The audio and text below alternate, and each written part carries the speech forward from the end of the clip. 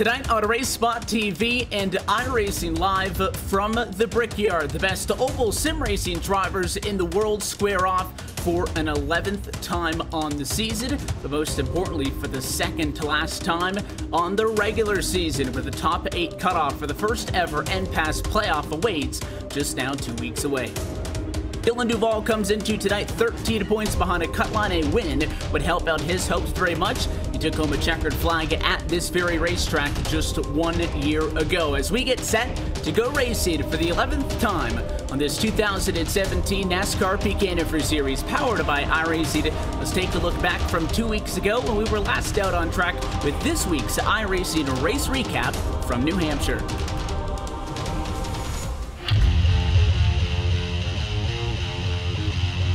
For the second time this season, the number 1 qualifies up front. He will bring us to the American Ethanol green flag. We are underway from New Hampshire for race 10 on this NASCAR PEAK Antifreeze Series, and your control car is off and away. Single file for the top 2. Husa slides into second, first fight for third. First time down the long back straightaway. Side by side, Ottinger and Zelensky going at it.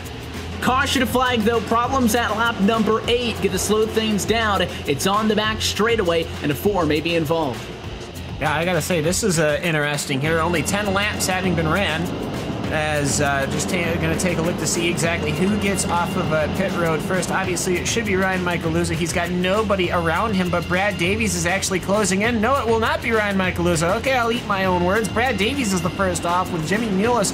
Yeah, those 2 drivers who beat Luz off of the pit lane decided to go with right side tires only. Green flag flies as we get things back underway. Beautiful restart for the 34. The pull up into quarter number 1. He's got the lane all to himself. Meanwhile, on the inside, Alfala wants to challenge Zelensky, who goes wide. And Zelensky, bottom to the top hill slot in front of Byron Daly to take over third. That forces the 06 up. Here comes Alfala as well. 05 out of shape. Nick Ottinger sideways out of the corner. They scatter to get around him. Huge serpentine down just about top 10 back, and there's actually a bit of a slide from Matt Busa. That opens up everything. Now 3 wide coming off the exit here at New Hampshire Motor Speedway. Ryan Michaeluza shoves off Ray Alfala. Alfala now going to lose a couple of positions as he then goes 3 wide into corners number 1 and 2. So Bobby Zelensky finds himself now in the lead with Luza on the inside, Matt Busa on the outside, fighting for the second position. Ray Alfala, however, on his 4 tires that are only 12 laps old now, he is really cruising in on this. I wouldn't be too surprised if he starts taking the fight to Matt Busa on the outside this time, perhaps to Brian Blackford next time by. Yeah, made the pass for third on the inside, but that time the defensive line was taken up by the 34, so the 2 said, all right, I'll go topside. And with that, Ray Alfala 1 spot away from the top. Can Brian Blackford hold him off? Looking to the inside. Big run off of the center of the corner, right on the left rear quarter panel, sideways at a turn 2. The 22 won't give it up, and Alfala gets tagged. Alfala spun at a quarter number 2 after contact with Matt Busa. The 2 is trying to get up the inside, just couldn't hold it there, checked it up, and Busa tried to take advantage of that, swipe from the inside to the outside, and the last time down here into corner number 1 and 2, Conti got the run on the inside, was able to inch ahead in the middle of the corner, but Busa gets that run off as they'll come up on Mitchell Hunt this time to put him behind them. The 1 in the 83, it's Bobby Zelensky going for a ride, and man, oh man, I don't know how that wasn't a caution. No caution, they stay green, but it was contact between Bobby Zelensky and the one of Luza. Luza not happy over the radio about that one. Both drivers lost a lot of time. Zelensky loses the most. That almost takes both of them out of the battle for the race lead entirely, but neither of them spun, so we stay green. Luza clear. He gets the number 3 position. Now Alfala going to try to go for 4th. If those drivers can clear the 57, they are quicker than the drivers who run 1-2. Matt Busa, Michael Conti, 16th and 17th in the point standings. If they have any shot at getting into the playoffs, the inaugural NASCAR PEAK Antifreeze Series powered by iRacing playoffs in 3 weeks' time, they're going to have to really make sure that they get a good finish here this evening. Ryan Luza trying to position himself to position number 2. 34 Abusa on the outside. They'll dive it down into corner number 3. And the 34 Abusa giving him a little bit of room on the inside to operate. The 1 of Ryan Luza, though, will move to position number 2. And pretty quickly, mind you, he's got 11 laps to get up to Michael Conti. It is go time on the bumper. 5 laps to go from New Hampshire Motor Speedway. Conti, Luza gonna look to the inside. The 5 now deviating from his line, went to the bottom to protect. Last season, the 5 of Conti was 1 turn away from a checkered flag at Watkins Glen. He got a bump into the tires and he didn't get the race. Here comes Luza. Bump at turn number 4. Side by side. 3 laps to go. And now the 1 has the preferred position. Tight into corner number 1. The 5 gonna get forced up the hill. Luza trying to get by. He got him for the race lead. It was about as well executed on behalf of the 1 as you could guess. Caution, flag flies. Any last hope for Michael Conti to challenge for the race lead are shut down. White flag does come out. He will get win number 3 on 2017.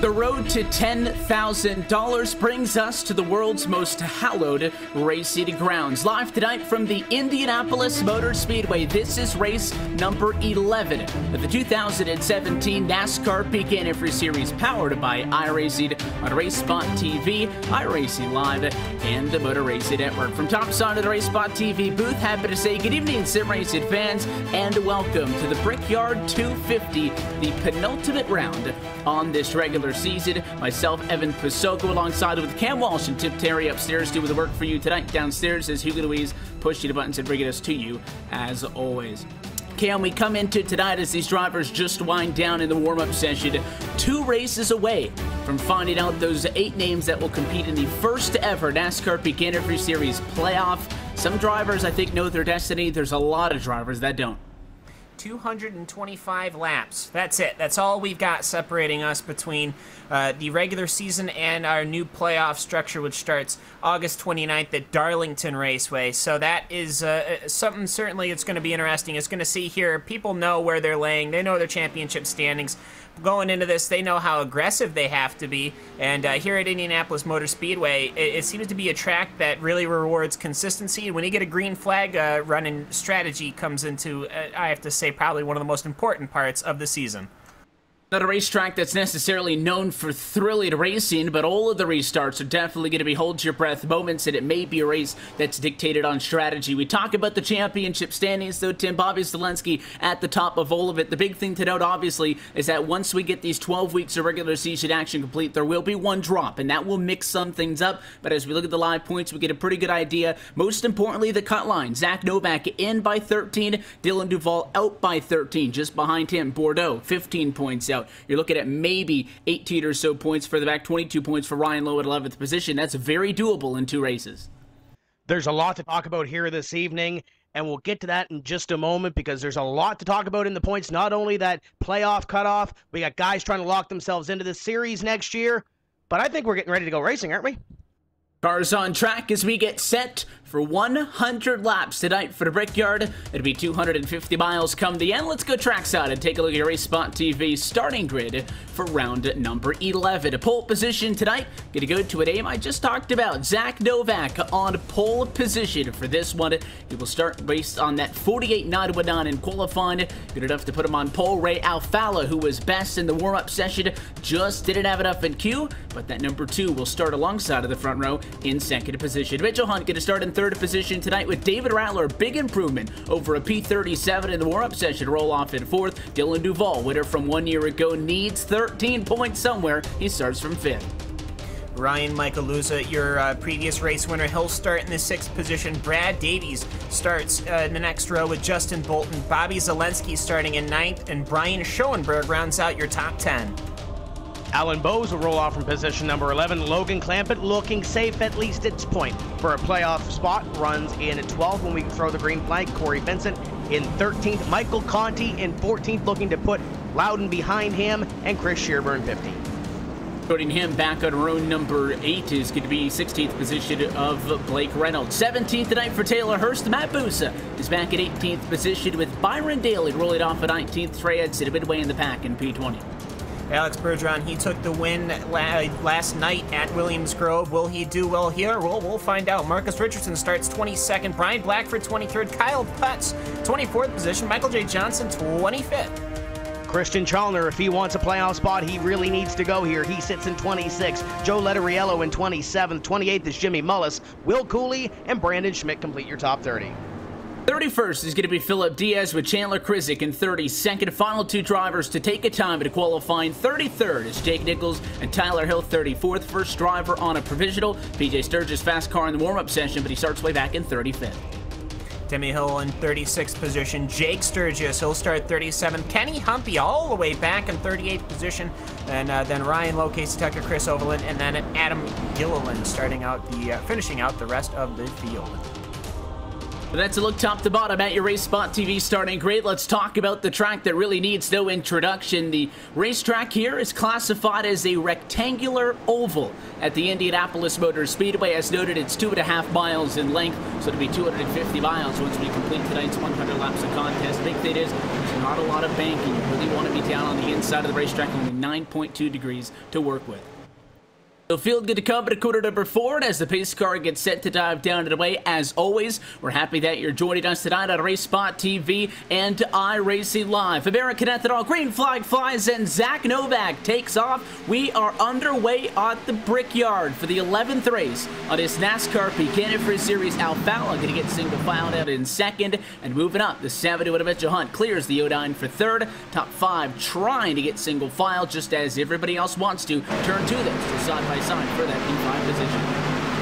Yeah, and Dylan Duvall, he's staying on the inside of Ryan Michaeluza. Michaeluza, he's staying on the outside. Will he be able to get in front? Yes, he will. So it looks like pretty much everybody in the top 10 getting away cleanly. That's exactly what you want to see, especially when we've got a long race 100 times around this 2.5-mile circuit. And looks to me like everyone getting away cleanly as we get underway here at Indianapolis.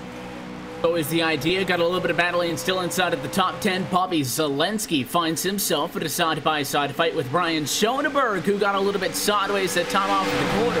Schoenberg going to drop back off of the 83, and in fact, here comes the 5 of Michael Conti. Up the outside of the racetrack, he'll take that spot away. Inside is typically the place to be in the quarters, but as Logan Clampett jumps up to the outside, even he is finding some success to be able to stay with the 55. Looks like he lost at that time at quarter 2 in that Pro Geek machine. Finally going to get single file. Doesn't break up the 2x2 though, because as Clampett lost a little bit of speed, now he's got Vincent to deal with, who's thinking about 3 wide. 55, make sure that there's none of that. Yeah, Schoenberg trying to keep that position. Logan Clampett trying to roll the top on the outside, and Corey Vincent to his inside. There's 2 drivers that are within playoff contention right now coming into this race, 4th and 5th, with Vincent on the inside trying to get one more spot, get himself ever closer to a top 10 run. Keep a half eye on that battle up in front. Ray Alfala got a great run that time at a corner number 4, trying to get the lead from Zach Novak. Could not do so, and now he tucks back in behind. And oh, by the way, Mitchell Hunt has joined this battle up in front. We have a 3-way dance for position number 1 as they work through corner number 2.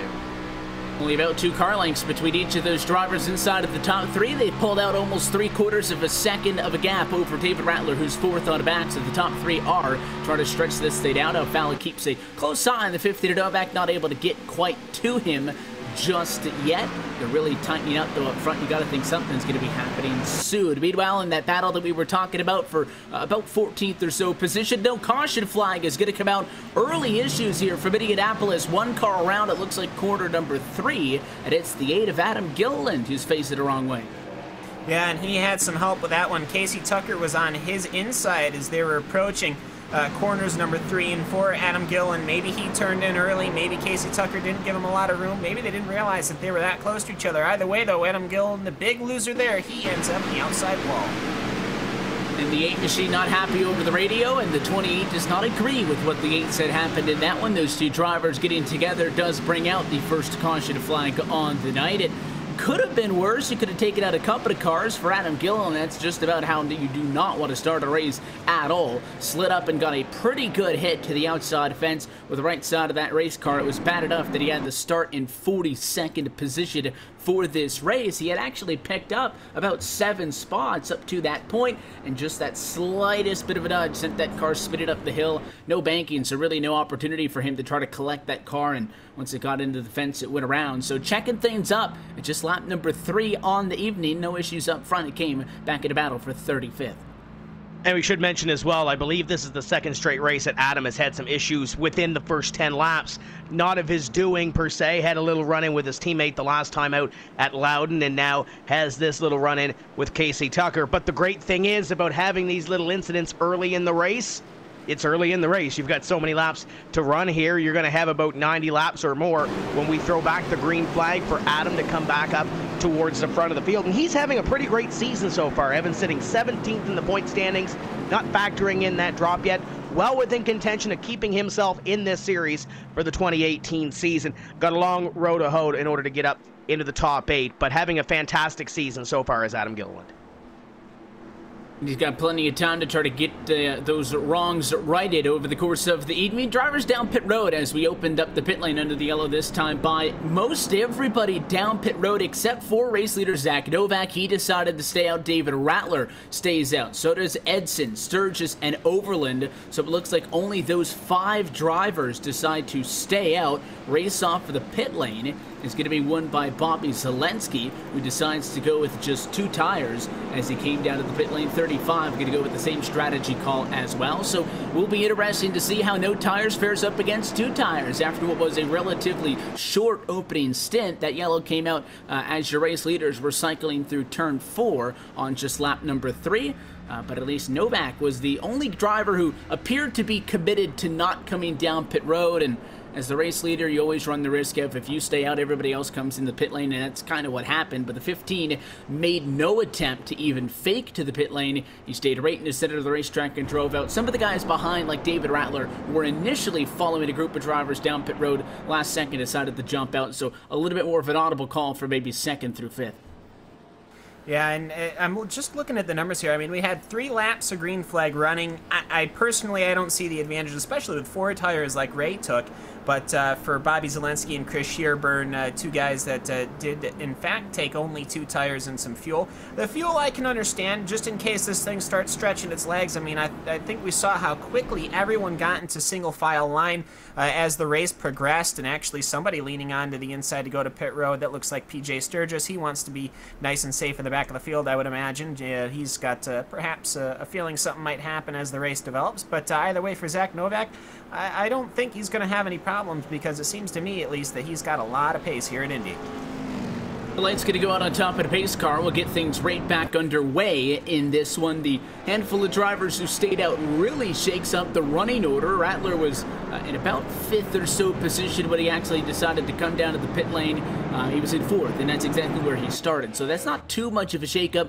He'll gain 2 spots from this. But for Trey Edson and Chris Overland, they're going to be the drivers who take the big swing on this thing, because they started in 20th and 41st position respectively, and are now going to restart in 3rd and 4th. So obviously, huge gains on the on-track position. Question will now be, because they qualified so far back, do they have the speed compared to the drivers who are going to be on the same tire strategy as them now running up front? Especially with Overland starting in 41st, I think if you're going to have an opportunity to try it, this is the best opportunity to do so. And you're not going to lose a whole lot of track position. We go 10, 15, 20 laps, and the caution comes out. If you're doing better than half the field for where Overland qualified, you're probably still ahead of the game. Same deal with Trey Edson starting in position number 3. David Rattler's had a couple of good runs so far this season. Evan hasn't been able to really close the deal. And if you're Zach Novak, talked about it earlier, he is on the bubble prior to having that drop race. You get out front, you lead the most laps, you get a bonus point. that might help you. That might be the deciding factor in between you running for a championship and you running for, well, 9th place in this series. A concern for somebody like a Novak who has started 10 races is you've got a Derek Bordeaux just behind you by about 15 points. Bordeaux's only started 9 weeks, so he doesn't have a drop because he'll be shorter race, so it's going to be a lot tighter come the end of next week's race than the points may show at the moment. Pace car going to drop down and in. At a 15 is Zach Novak going to take off, and he gets back underway. Green flag flies as we get set to complete 6 laps from Indianapolis, and the 05, not a terrible restart on the outside of the front row, but not as good as the 15. Going to be a battle just as it was the first time for third. Outside, thought Overland might have gotten it real loose that time into center. He had to wheel that thing straight. He does indeed. Trey Edson, he's staying on the inside. Ray Alfalo wants a piece of this action. His Ford Fusion on his inside is another Ford. Bobby Zielinski, they're trying to work their way past the Chevrolet and the Ford in front. But either way, David Rattler, Zach Novak enjoying that sight right now. They're staying too wide for much longer than they did at the start of this race. Zach Novak, David Rattler are just about to start checking out. Chris Overland, he manages to wrangle it back up. He's now nice and satisfactory. They're going to be in third. Ray Alfalo will be in fourth. The inside really got checked up that time in corner 4. The 24, the 83, and the 35 was there as well, but making a move for the inside to the outside of the racetrack was Chris Shearburn. So now we see leading that charge, Mitchell Hunt outside. He will clear in that battle for 5th position. Here comes Lusa on the outside of the racetrack, coming off of a win just 1 week ago, marking his 3rd on the season. He'll get a spot for the 24, so Edson really struggling on the inside. Here comes the 83, Zielinski. He's lost 3 spots since the start-finish line. And Brad Davies looking to the inside as well, as he has Bergeron to the outside, and he goes to the inside of the 24 of Edson. And don't look now, here comes Duval, here comes Bolton on that inside line. They're trying to roll that inside line and try to take away a couple of spots. In the meanwhile, the 11 of Brad Davies, 2-time winner here, Dylan Duval, he won here last season, so they're well within the top 10, trying to get their way a little bit closer towards the front of the field. And when's the last time we saw Justin Bolton in one of these races? I know he's doing part-time picking and choosing his favorite racetracks, so you know when he shows up, he's going to go 3 wide down here to the inside. You know he's going to be a factor in this race.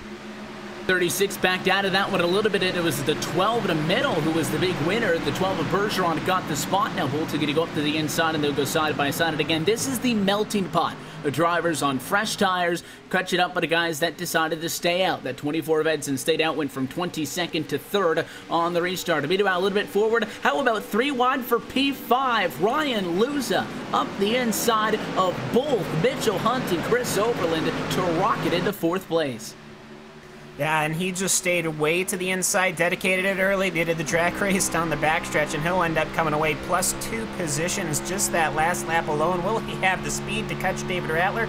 He's definitely getting that good draft, and he is pulling away from Mitchell Hunt, which is impressive to say the least, as he's pulling in on David Rattler just a little bit that time. 0.4 of 1 second. He closed in on the car of David Rattler, but you know what, Ray Alfalo, 49.7. That's quick around this racetrack.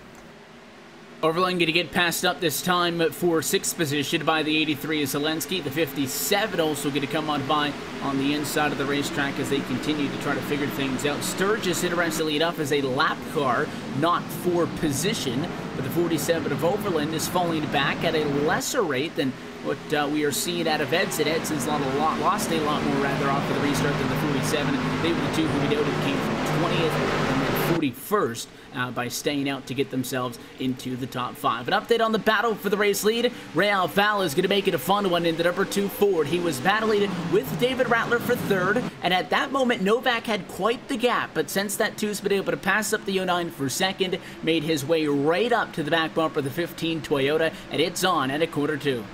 Yeah, 0.3 of a second the last time by. Ray Alfalo was able to close on Zach Novak. Now they run down the back straightaway, and Ray Alfalo got that run out of corner number 2. He pokes the nose underneath the 15 car down into corner number 3. He'll get the whole car there into turn 3, and Ray Alfalo will come out to the short chute with the lead position for the first time here this evening. Ray Alfalo was quick on that first green flag stint to this one, and now we'll see how quick he really is. Obviously, they're on different tire strategies, your top 2, but Ray Alfalo will come down the long front straightaway. He'll lead at Indianapolis, and keep in mind, he's looking for his 3rd series victory at this racetrack.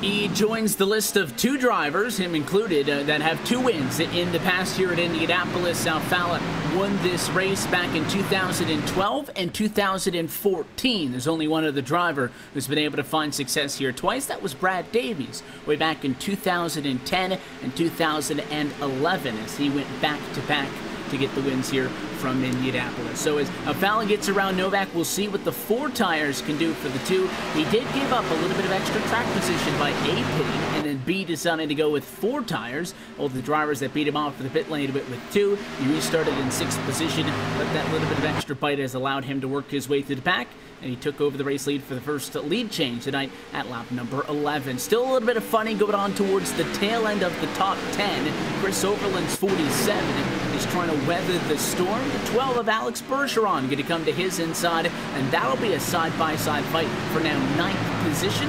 47, though, for having started at 41st, did a pretty good job. He's still falling back and on the outside. It's tough to hold these guys off the inside, almost a revolving door. The 12 gets past. Here comes the 36. How about Alan Bowes to the inside? We'll make it 3 wide at a battle for 10th position all the way down the back straightaway. It'll be tight to turn 3. And Bowes is going to get one of those spots, barely slides up in front of the 36. Yeah, entering the braking zone at Indianapolis, going almost 200 mile an hour 3 wide. That's I don't think you can get that much place else, but do notice some cars are starting to lose the rear coming off the exit of 4 and the exit of 2.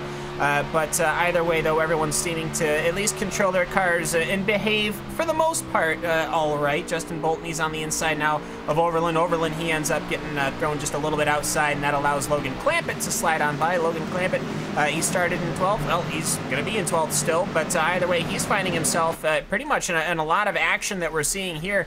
Normally, we get ourselves Jordan Bolton. He loses it off the rear, coming off an 2, and he collects Logan Clampett, and the caution is now out. Issues at a turn 2. It's going to come at lap number 14. Second caution on the night, and it all started, as you said, with Bolton taking a second look here in just a moment. The 36 got out of shape, snapped it back up and into the outside wall, and Logan Clampett really had nothing else he could do besides go to the inside. And the 36 comes back down off the wall, collects the 44, and it's a pretty big hit for both of those cars into the inside fence to bring out our second yellow on the night. If there's any positive to take away from that, is it was limited to those 2 because they bounced up off of that inside wall pretty sharply and came up on some 2-wide traffic on track. Luckily, nobody else tagged him, but that's a tough break for Clampett, who had nothing to do with how all that got started. And the other thing we should mention as well when we talk about Logan Clampett, we mentioned the 1 drop that these drivers have after round number 12 to seed the top 8 for the playoffs. Logan Clampett's already missed a race so far this year, so he can't really afford to have a bad night. Yes, he has a little bit of a buffer room on position number 9, but you never know how these next 2 races are going to go, and obviously Logan Clampett right now behind the 8 ball in this one. If he can go out to Michigan and have a good race, yes, more than likely he's going to be in the top 8 for the playoffs, but this is stock car racing. You can't predict what's going to go on in the next round and in the next race, so keep your eye on Clampett coming up at Michigan. We'll see if he can get the thing repaired and see what he can salvage here tonight, but Michigan's going to be big for what we call Clamp Nation as we work under the caution flag. Zach Novak didn't come down the first time under the first caution flag, Evan. We assume Ray Alfala is going to come down. We saw what the tires can do. I think Novak's going to follow him this time. And this will be a big win for the drivers who stayed out on the last strategy. More importantly, Chris Overland, because he's going to get himself back on cycle here with mostly everybody and end up with a 30-position gain from where he was 15 laps ago. But race leaders are down pit road, and the winning strategy call on that last run was tires. And this run off of the most recent restart was much longer than the 3 laps that we had on the opening stint. So if tires were good on 3 laps, they're going to be even better coming off of about a 9 or 10 lap green flag run. So race down to the end of pit road. Novak may be able to challenge Alfala off of the pit lane because he's got the number 1 pit box. Race leaders into the stalls. Right side tires going up. Again, the 2 took 4 last time. Is he going to repeat the same call? He will. The top 3 on pit road. All going to go with 4 tires. Race off of pit road. Novak's going to get it. The number 1 pit stall and a beautiful stop puts him right back in front on 4 fresh ones. Yeah, I thought that perhaps his car was a little too quartered into the pit box, but nope, he got away cleanly and he gets the jump. And Ryan Michaeluza, he had to whoa up his pony just a little bit because he almost got a speeding penalty trying to beat Ray Alfalla off of pit lane, but just not in the cards. Mitchell Hunt, he'll be in fourth, and then Bobby Zelensky will be in fifth. So, yeah, I got to say, the guys that stayed out that first pit stop, that was a bit of a gutsy call. I wouldn't say. I mean, we only had 3 laps of running and massive gains, as you were saying. So, by the way, we're going to reset the field and see what we can do here on lap 16. And this kind of brings us, I think, back to full circle because we're all kind of in agreement on what the strategy call is to be. Zach Novak in that number 15 machine now back out in front of the field after coming down to the pit lane originally behind Alfalla. As they were coming down pit road, saw the 57 machine of PJ Sturgis decide to stay out. He got the lucky dog, so he's going to get back to the lead lap. I had noted that he was racing in and around 11th position, but that was not for position. Because he was a lap down, so he's going to be able to rejoin the lead lap, which puts us back to 39 cars on the lead lap under the caution. Justin Bolton is 1 lap down, so is Clampett. Adam Gilliland has retired this race earlier, and as well now just seeing that Logan Clampett has brought that machine behind the wall, nose it into the inside fence. There was a lot of black smoke coming out of the front end of that race car, so he is calling it a night. Tough break for Logan Clampett, who, as we came into tonight, Tim, was talking about how you said he appears to be good. This is not going to help. Yeah, appears to be good, but as we mentioned, he does not have a drop per se to fall back on. His drop is 0. He missed a race earlier in the season, so that he's safe, but he's not as safe as he probably wants to be right now, especially after what transpired here. And I believe with Bolton being on a part-time schedule, probably that 36 car is, he might be done for the evening. He's still sitting on pit road. He's got nothing to race for point-wise at this point in the season. But Zach Novak, that was a saving grace per se, falling back a little bit. He was still in position number 2, but with the tire strategy, Ray Alfalla was pulling away. Now, the interesting thing will be, now that Zach and Ray are on new tires, we'll see what unfolds here and what becomes of this battle for the lead position. Then you have Ryan Luza back there. 3 wins so far this year. Most recent win at Loudon. And he's another one of those drivers that looks relatively safe right now, Evan.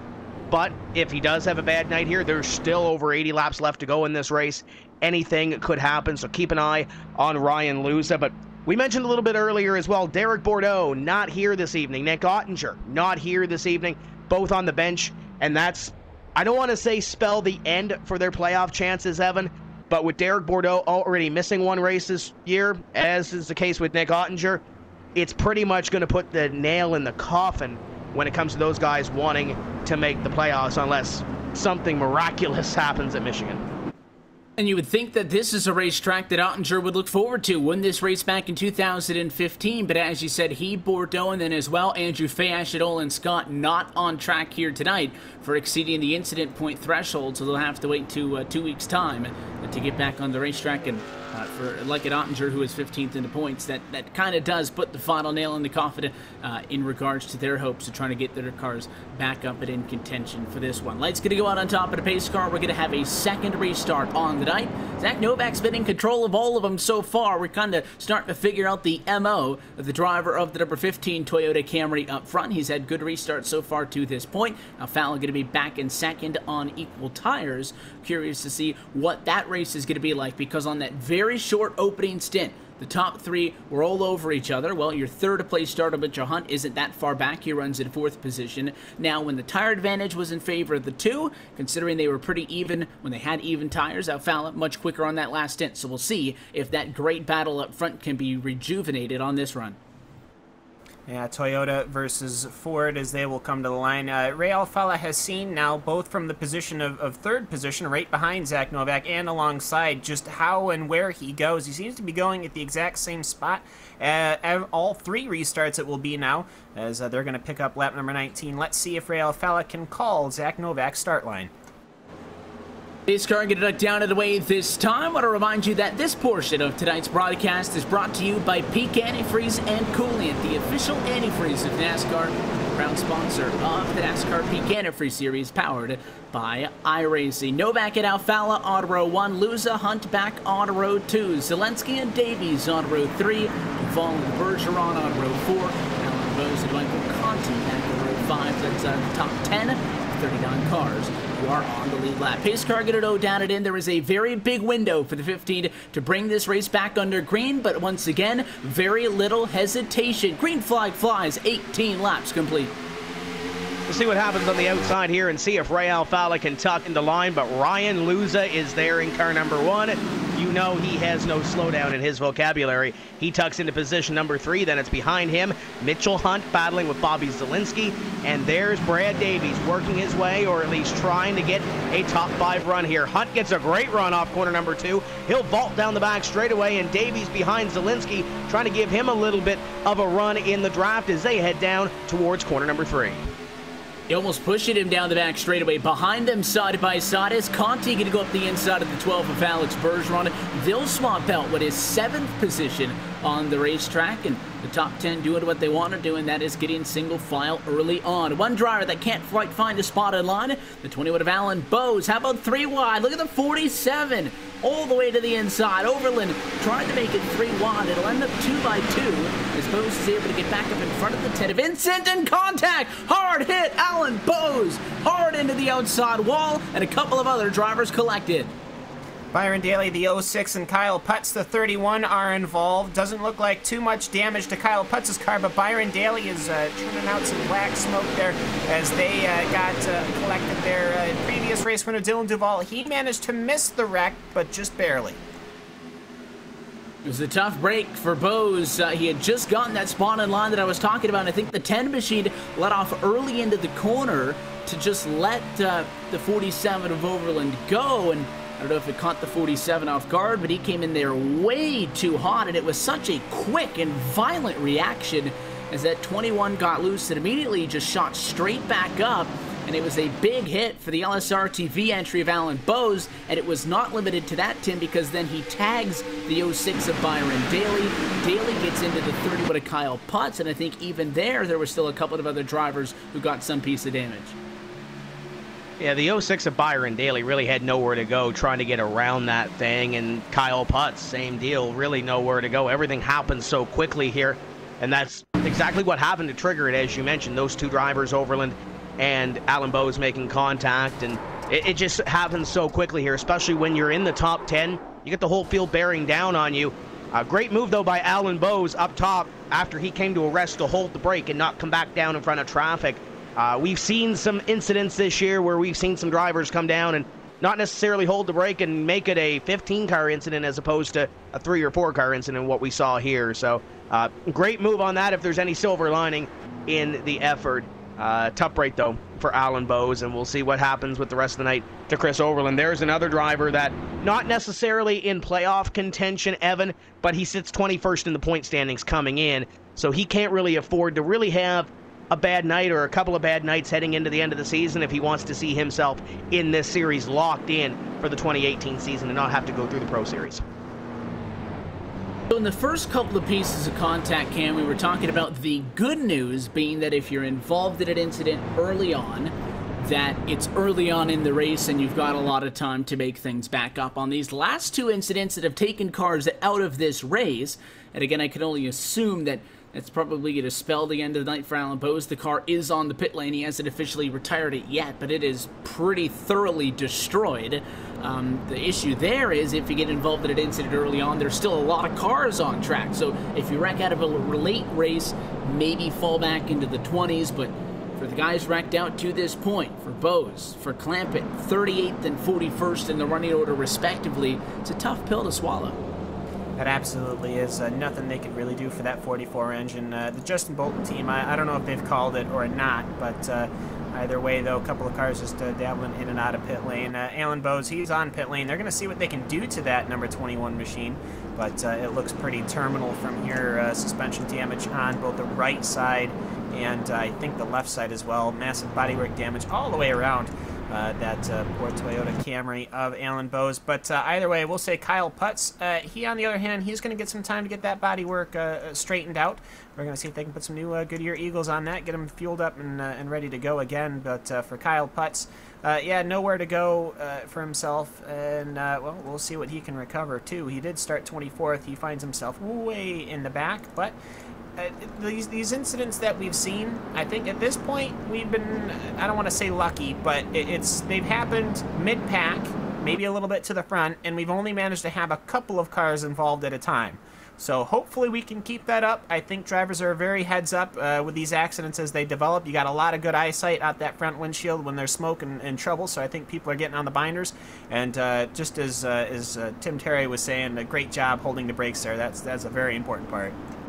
Indy's not necessarily a wide track when it comes to the racing line, but you don't have an inside wall right on you except for the front straightaway. So in a lot of these incidents, guys are able to get down to the inside and get themselves out of the trouble zone sooner than later. So the field going to come by the start-finish line this time. Couple of takers onto the pit lane, but your race leader decided not to come down and pit.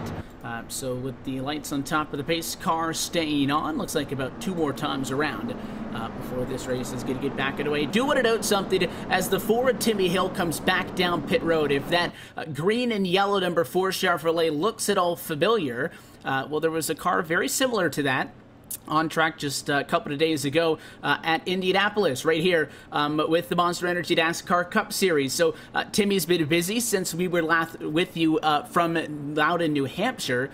So just wanted to congratulate him and his team. He made his 200th NASCAR career start, and it was also his career best finish. He got 14th place right here at Indianapolis Motor Speedway just a couple of days ago. So I just wanted to congratulate Timmy on that one.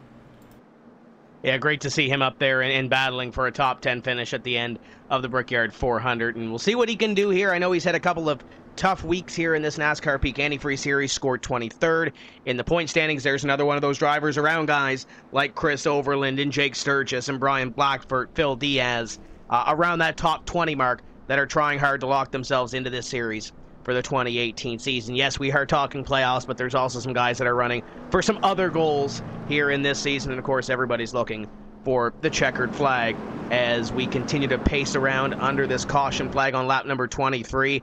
We'll see who can maybe try to rise a little closer towards the front of the field. There's Blake Reynolds in position number 10. Great run for him so far this evening. Haven't talked a whole lot about him this season, but he's been quietly consistent, Evan.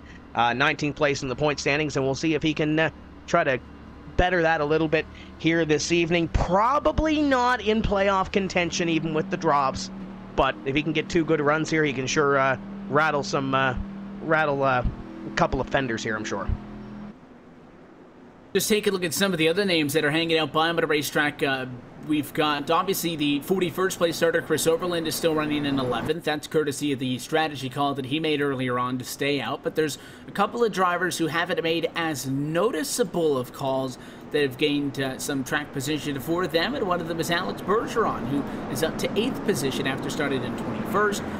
Somebody like Mullis, who we've mentioned a couple of times, is right now running in 13th position. He started way back in 28th. So when you have a race like this where there is no uniform strategy because you get a yellow every handful of laps or so, and people are not necessarily in agreement on we should pit every single time down, you're going to get a lot of drivers make it up and losing positions. And when you have races that have a couple of accidents early, door gets open for a couple of drivers to work their way through. So just a couple of eyes on some of those drivers who are making their way through the field. But 1-2 at a racetrack continue to be the drivers who started 1-2. Will be quarter distance, not this time, but the next time around. And we'll see another restart with a 15 on the inside and then 2 on the out. Yeah, and one of the other cars that was very rapid, David Rattler, early on. I think he might have had a collision in pit lane, that last pit stop. I think they had to repair that, so he's going to be starting, qualified 4th. He's going to be starting way in back in 32nd. We'll see if he can put his way through the field. But once again, 4th time now for Zach Novak. We'll see if Ray Alfella can call it again. To double things up, restart going to come to complete 24 of tonight's 100 laps. Yellow's early on, preventing this race from really getting a good rhythm going, but with the repetition, Zach Novak getting some good restart practice in. So far has been perfect on them. We'll see what the 2 machine can do, and it appears that tonight the most exciting place to be on a restart is row number 2. Often headed off to turn 1 side by side. We'll see how they navigate it this time around. Pace car going to dive down to the safety of the pit lane. The 15 holds him back a little bit longer than in restarts past, but he does get on the loud pedal, and a green flag flies as we go back underway. Alfalla going to be uncontested for 2nd as they make the long trip down to quarter number 1. It looks like Luza going to be able to safely slide up to 3rd. And there's Zielinski to the inside. Car number 83 taking a look at Mitchell Hunt for position number 4 behind them. Conti and Davies side by side. Mitchell Hunt has a little slip in corner number 2. Lets Zielinski go. And now the 5 of Michael Conti will try to get a little bit closer to that number 71 car as they work down the back straightaway. Top 4 or 5 single file. The 11 giving a little shot to the 71 down into 3. They'll stay door-to-door behind them. The 66 try to make it a side-by-side fight. He's not going to be able to get up to Davies. They will single file out for what's going to be 6, 7, and 8 position. But here comes the 5 of Conti on the inside. Nice move at a turn 4. He's got it. 71 maybe looked to cross him up. Not enough momentum at a long trip down the front straightaway. Is going to get that number 5 peak entry up into a race-high 5th position after starting in 14th. Overland finding himself in a very familiar position on the inside of a car going into corner number 1, though everything works out. This time, Dylan Duval, he's the car that's trapped on the outside. He made the pass going on the backstretch, but ended up getting railroaded going off of the corner of 4, had all the other cars around him go to the inside. They've now drafted right on past Jimmy Mullis and Corey Vincent, also going past Dylan Duval involved in that action. But for Dylan Duval, I think he won in 2016, and we'll see if maybe he can do something with it tonight. But I see a little bit of damage on the rear of his Chevrolet. Not sure how much that'll help, because here at Indy, aerodynamics quite important on these Cup cars. Yeah, this racetrack the same size as Daytona International Speedway, and it's just about as long to get around this joint. Last time by for race leader Zach Novak was a 49.6. And see, holds about a 3-car length advantage over Alfala, who runs just a couple of car lengths back. But scanning through the top 10, looks like everybody towards the front of the field, single filing out off of this restart a little bit more quickly than they have in a restarts past. Yeah, these guys finding a place to race right now. Closest battle, I think, within the top 10 might be Brad Davies taking a look at Blake Reynolds. That's for position number 7. Brad Davies pitches it into the inside, and he'll look to pick up a spot. And here comes the train behind. Overland giving a little push to the 12 of Alex Bergeron. That is positions 9 and 10, respectively. And they're bringing the freight train along with them. So Davies opens the door and gives an opportunity for Bergeron, Overland, and the rest of this little conga line to close in. Ray Alfala up in the second place spot, continues to chase down Zach Novak, and Ryan Luza is there as well. Keep a half eye on those 3 as they continue to work around this racetrack. Just waiting if that 2 is going to make a move or not. He's been there for quite some time, and he's not letting the 15 get away, but he hasn't gotten close enough to be able to try something. He's been within 2 car lengths at times. Right now down the back straightaway, that gap's at about 4 car lengths, but the 2 with a good run that time down the back straightaway is going to make it a little bit tighter as we head off to corner 3. But Novak so far, when he's been up front, has been running pretty good. Alfala was able to pass him up that one time. That was the only pass for the race lead under green we've seen tonight.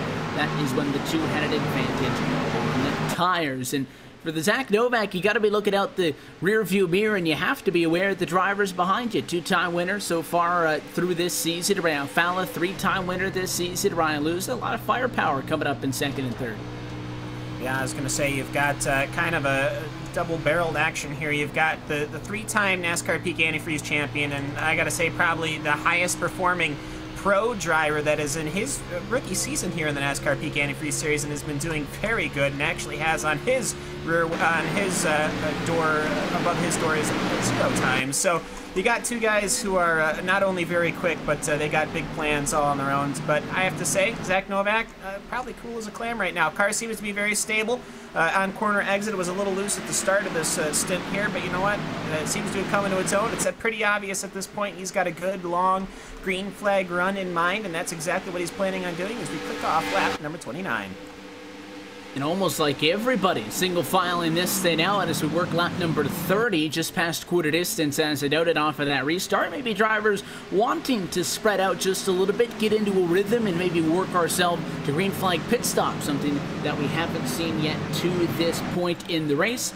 With a lot of stop and go happening a little bit early on. There's a couple of tight fights just inside of the top 10. In fact, for 10th position, Chris Overland has picked up a spot off for the restart, going from 11th to 10th position, and he's got Corey Vincent right on the bumper. That battle off in quarter number 3. The 12 very much a part of it. Alex Bergeron just in front in 9th. Yeah, the 10 car is charging Corey Vincent, trying to get back up into the top 10. The 12 of Bergeron having a great run here this evening as well.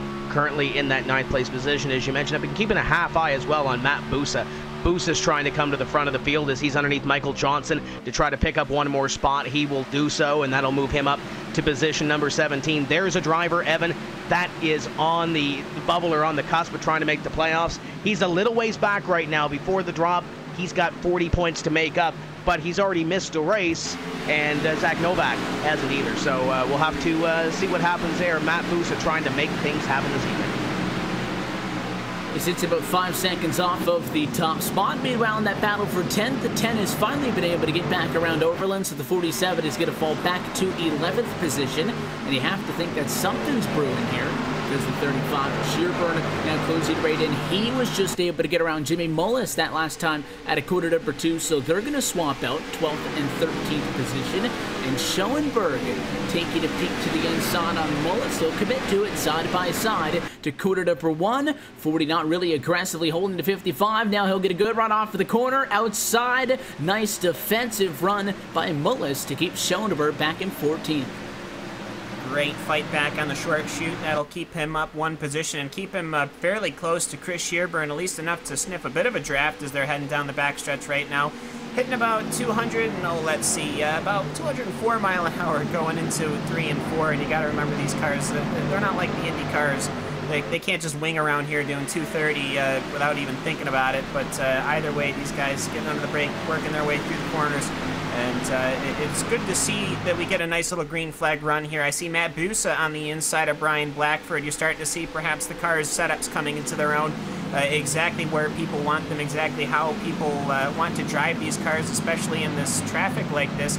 It's a bunch of individual duels, and like we saw, it was very exciting at the beginning of the race. I also had a lot of caution, so hopefully we can get a good long stint here. As I also see Brian Schoenberg trying once again on Jimmy Mullis. He almost taps the right rear quarter panel, but nope, not this time.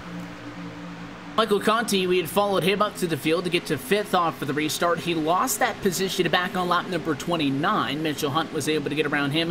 They're going to swap that back out as of the last time by. So now at lap 33, Conti back up to 5th, and had a big run on the 70, went off the corner 1. Hunt really didn't want to try to defend him.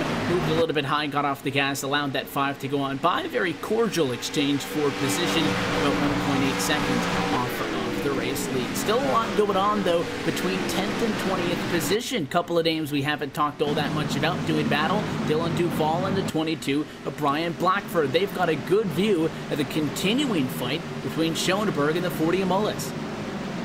And just behind them, Matt Busa continues to move. He made that move on Dylan Duval and now sets his sights up ahead of him, Jimmy Mullis, and he goes to the inside of the 40, Brian Schoenberg, right ahead of them. And if you look at the lap times, Evan, Matt Busa is as quick, if not quicker, than some of the leaders up in front of him, albeit, as you mentioned, it's about 5 seconds between himself and Novak at the lead position. But Matt Busa turning some very quick lap times. Long run, if he can get some track position at the end, we might be calling Matt Busa's name near that top 5 or battling for the lead. But right now, he doesn't have the track position. He's got a fast race car, and now he's battling with Brian Schoenberg, which would be for position number 13 as they dive it down into corner number 1 on lap 35. And that's why we see drivers be so aggressive on the restarts, and especially here at Indianapolis, it makes things a little bit dicey because you can get a lot of spots at a restart, then you hope that you can get a couple here and there, but on a long green flag stretch, you can have a fast race car, but you can only get by so many guys. You might have a fast car, you can pass 2-3 drivers, but by the time you do, you find yourself at something like a 5-second disadvantage, and that's just not something you're going to be able to drive up unless you've got a really good race car under green flag conditions. And that's where, if we get to pit stops, strategy can become a little bit of a factor in that game. Still a battle going on for 10th spot. Chris Overland in the 47. Last time by, got around Corey Vincent. I thought Vincent was going to cross him up down the back straightaway. It did not happen. So they will cross the start-finish line in that order. Shearburn not all that far back either, also trying to be a part of this. Michael Conti, he is also on the charge for 4th position, as he is now, for the 2nd time, had to brake early going in the corners behind Bobby Zelensky.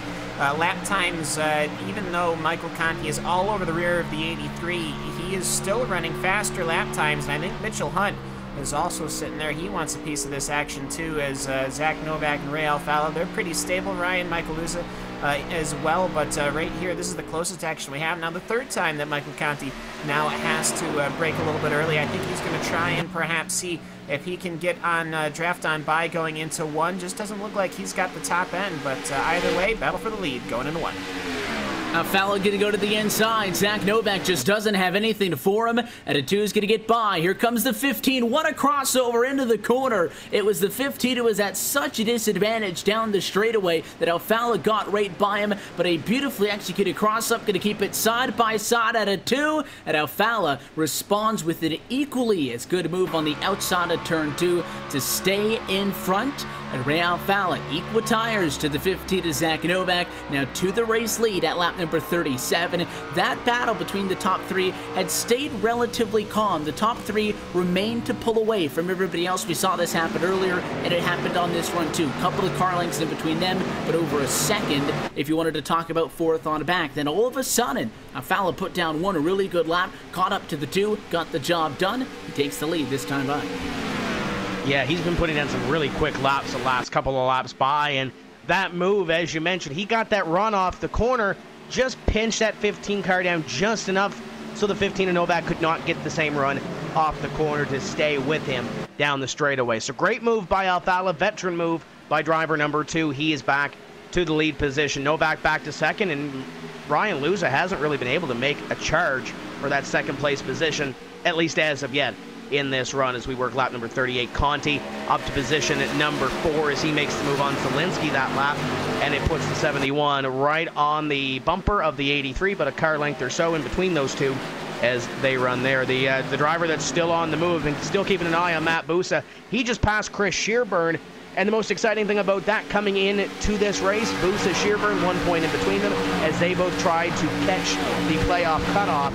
So that's a very entertaining battle, and albeit we still have a lot of laps to run in this one, that could, watch those 2 drivers, that could be big at the end of this one, as that was the battle for 12. And they can only hope that it's not going to be a little bit too late, little too late rather, but they came into tonight, as you noted, with that disadvantage of 40 and then 41 points respectively. So they've really got to hope that they can get something out of this. The redeeming thing for Busa maybe the fact that he's got 2 less starts than everybody else, so he would have obviously not a drop take any points of what he's got on the board now, but he would still end up 1 race short compared to everybody else due to those starts, having only made 8 appearances in 10 races so far to this point. But he's going to get up into the battle between Vincent and Overland, and those are a couple of names that we've been looking at. Look at the 10 machine, a little bit slow off at the turn. The 10 went to the inside, looked like a defensive move to keep the preferred lane to himself. It's not going to do much though. The 34 well and able to get around on the outside of the racetrack, so he continues to knock off the positions, now in 11th. Good run on the 47 in the Cetera 1 and 2 this time. Might just be able to make a move out of 2. Yeah, a lot of speed on that number 34. Not sure where he's picked it up these last couple of laps. A little bit of loose coming off of corner number 2, but either way, I think Corey Vincent had a bad exit, and he ended up going by. And actually, here he comes on the outside of Chris Overland. So now, 2 cars now that have realized, you know what, I'm just going to lose this the rear end of this car if I start fighting with this Toyota Camry. So I might as well just let him go. I think we're starting to get to that window here. People are running, we're 24 laps into this current stint. Matt Busa, though, looking at his stint, he's only got 18 laps on his tire, so maybe that's why he's running around this track, running through this field. And now that we continue on what's been the longest green flag stretch of the night, you have to wonder, how are these tires going to last going this long? We really don't have a sample size as to what this means. Guys up front did not pit under the most recent caution flag. You note Busa, one of the drivers who did come down to the pit lane, so that obviously could help out as he took on 2 tires the last time they were down pit road. That one was just about 15 or so laps ago since we've been back green. Battle just outside of the top 10, the 55 of Schoenberg and the 57 of PJ Sturgis.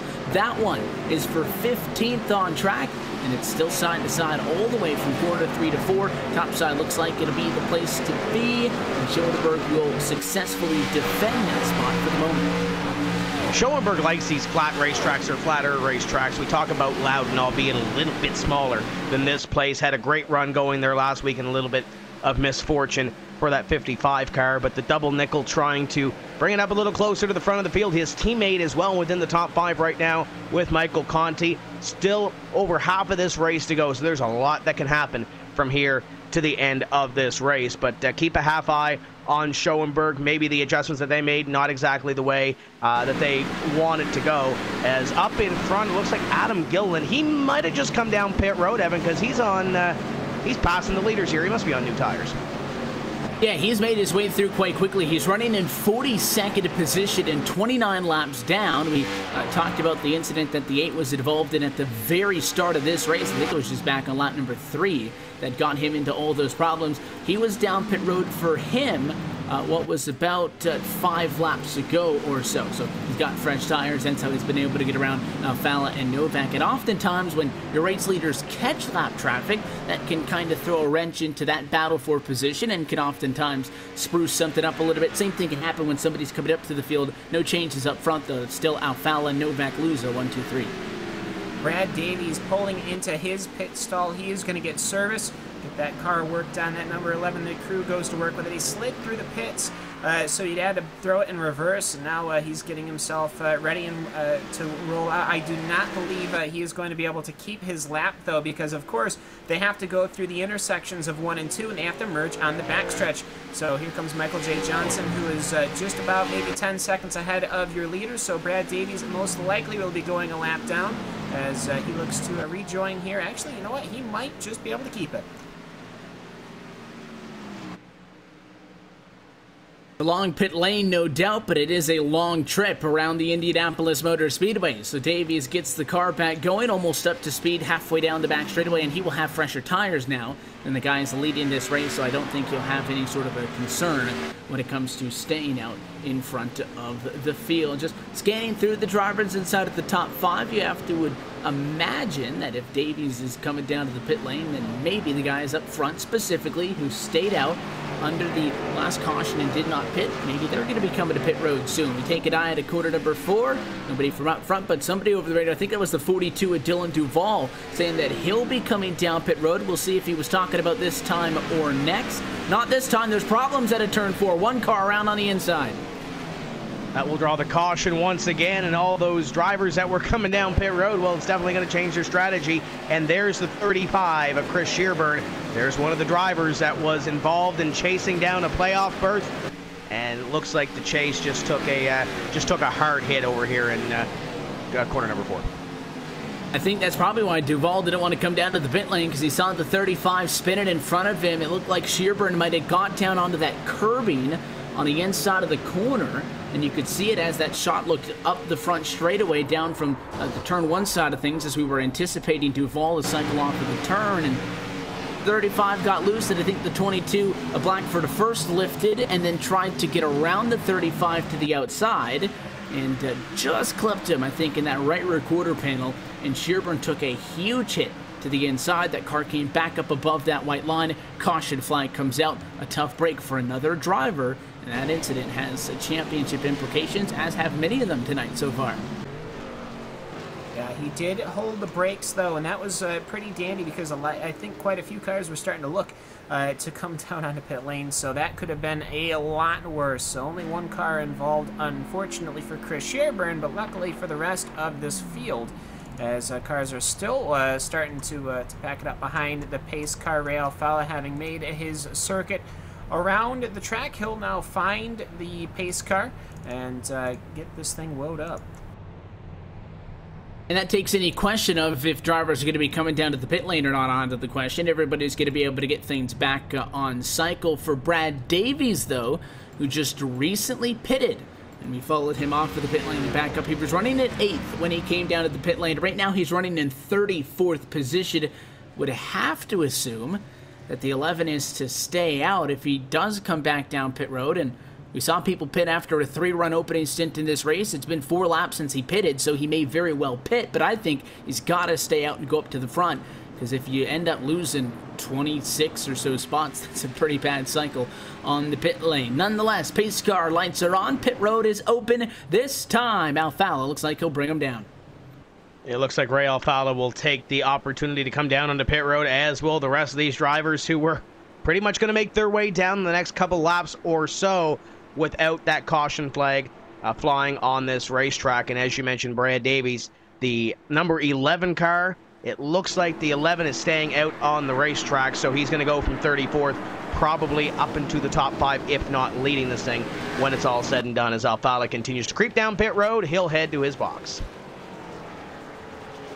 Oh, no, 2's going to overshoot the pit box. Went a little bit too far in. Alfala let him down last time. The 2 came in front of the 15. They both had clean stops, but Novak beat him off for the pit lane. That 2 is not going to win this race off of pit road because he overshot the pit box. Novak is gone. Do we see a challenge for second off? Yes. Alfala going to end up 4th because of that mistake. The rookie's getting on by Luza. Going to take off in 2nd, and Zelensky going to jump up to 3rd. Yeah, I think the pit stall itself, if I'm remembering correctly, is concrete. So, of course, a little bit more slippery trying to get into that stall. But I've seen a couple of cars slide, but not necessarily your guys running up front. But Zach Novak, I mean, the pressure is on, and he's handling it easily, almost. He's got a lot of pressure behind on the racetrack in green flag. A lot of pressure underneath these cautions, getting the pit entry correct, the pit exit correct. He's working it hard, and he's doing a very good job, but he'll come away with it.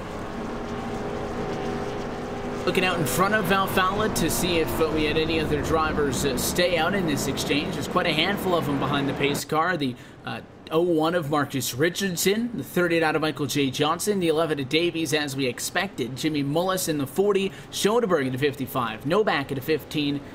Some of those drivers who do stay out under this cycle.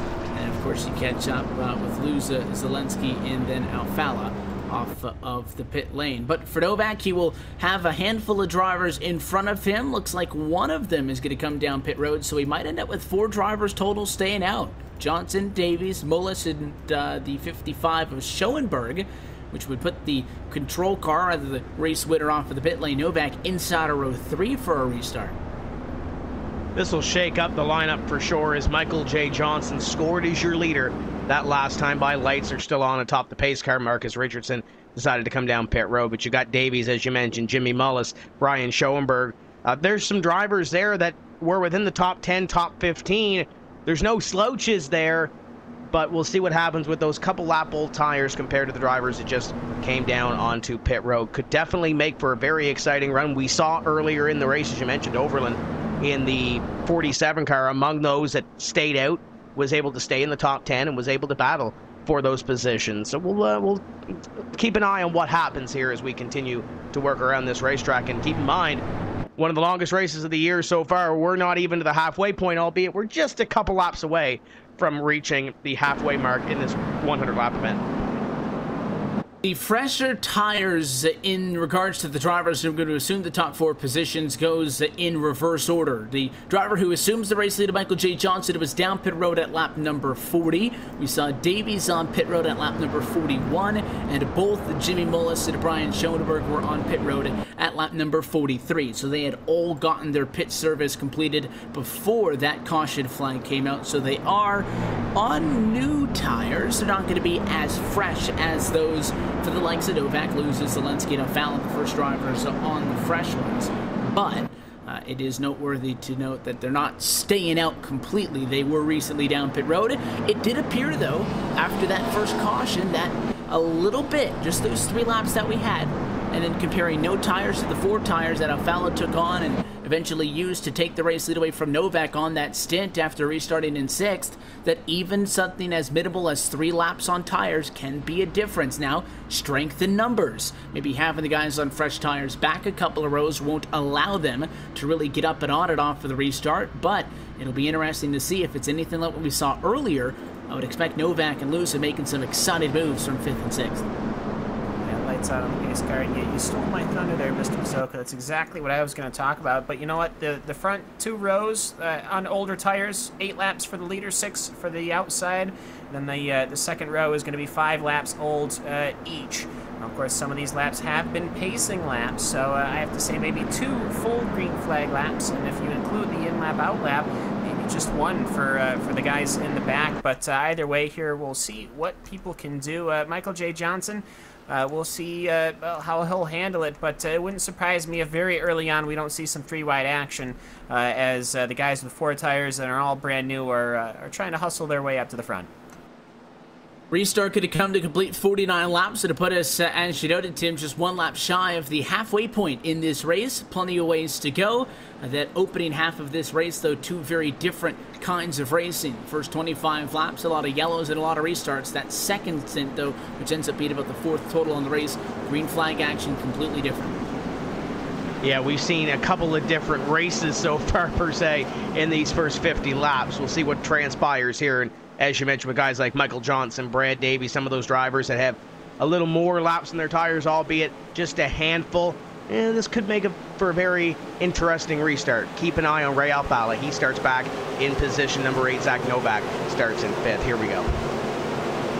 Again, the top 4 stayed out. They've got some old tires, only by about 6 or 7 laps. They pitted before the yellow, nonetheless. Let's see how it shakes out. Coming out of quarter 4, inside is stacking them up. Green flag flies, and we do get underway. Race leader 39 held them back for a while. Zelensky got tagged on the inside, but we do get going in one piece.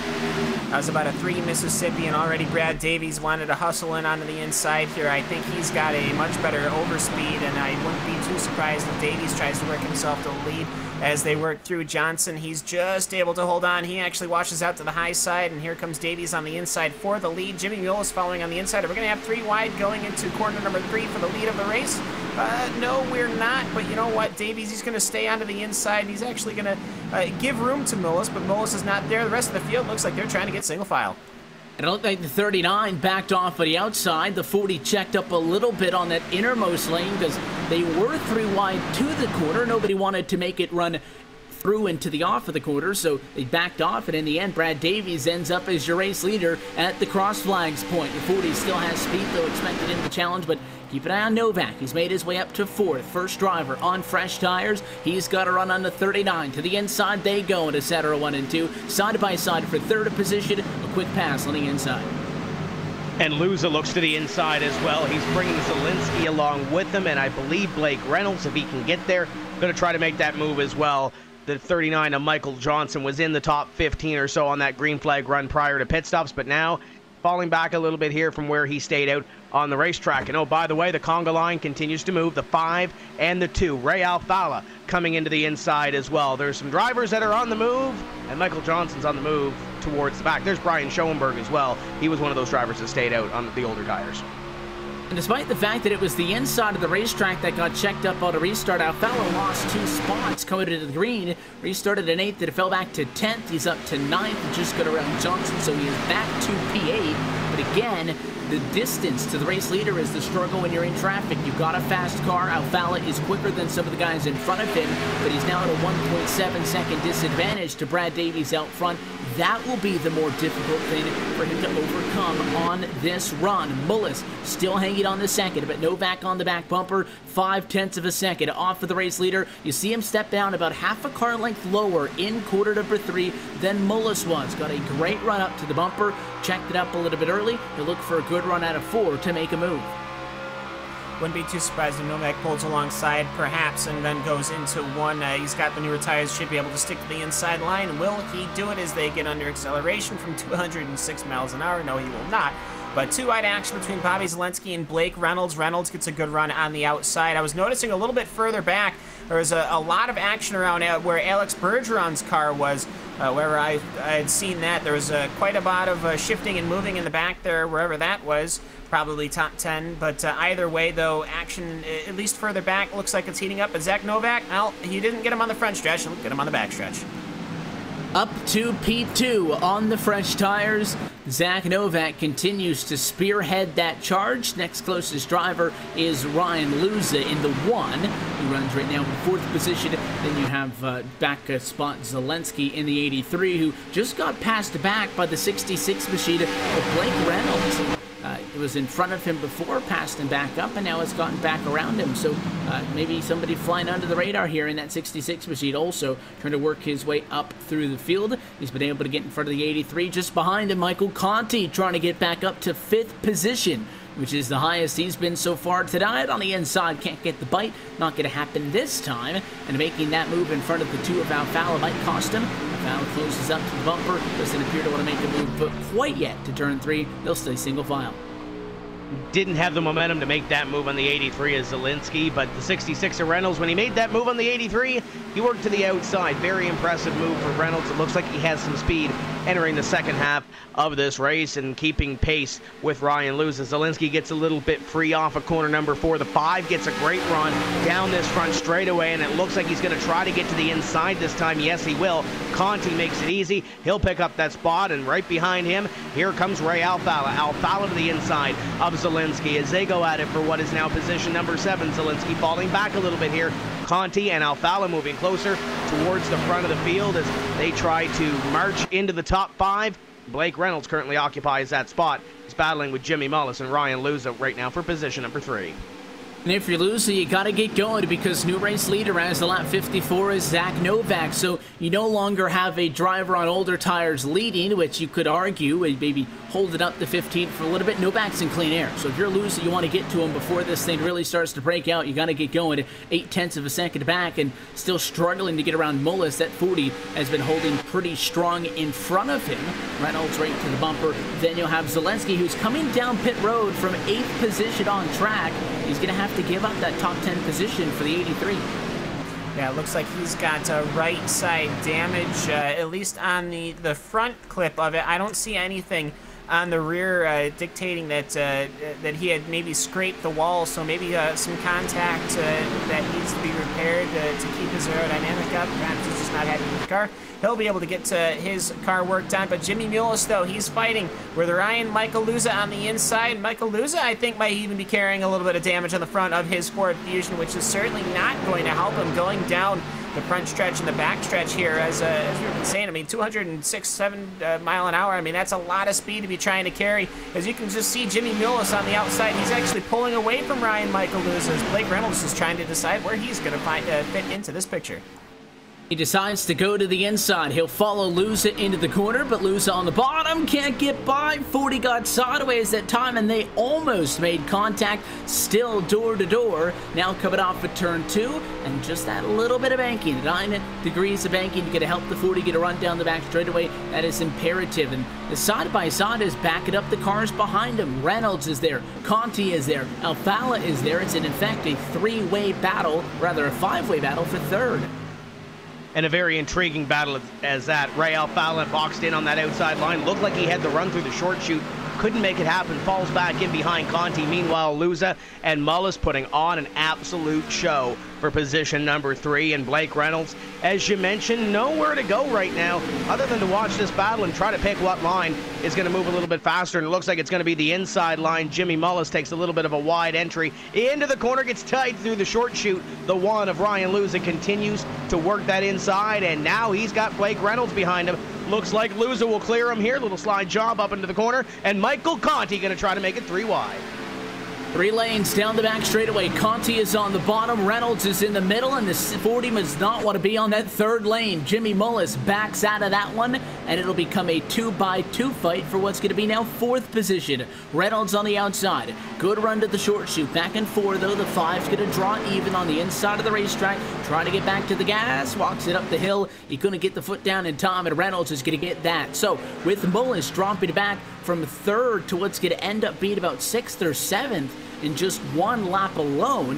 Now Luza goes to 3rd, Reynolds is 4th, and Conti's back to 5th. Yeah, and I think we've seen that while certainly the new tires have helped, it's not necessarily been something like somebody on 20, 30 lap old tires at a different track as Blake Reynolds gets a little loose. Thought I might have heard a scrape off of the exit of corner number 2, but either way he continues, car looks fine, but by the way, Michael Conti and Ray Alfala, he wanted to take that 4 wide, and he had the speed to do it. But either way, though, he keeps it locked and loaded in that 6th position, and he'll try to force his way through on his fresh new tires.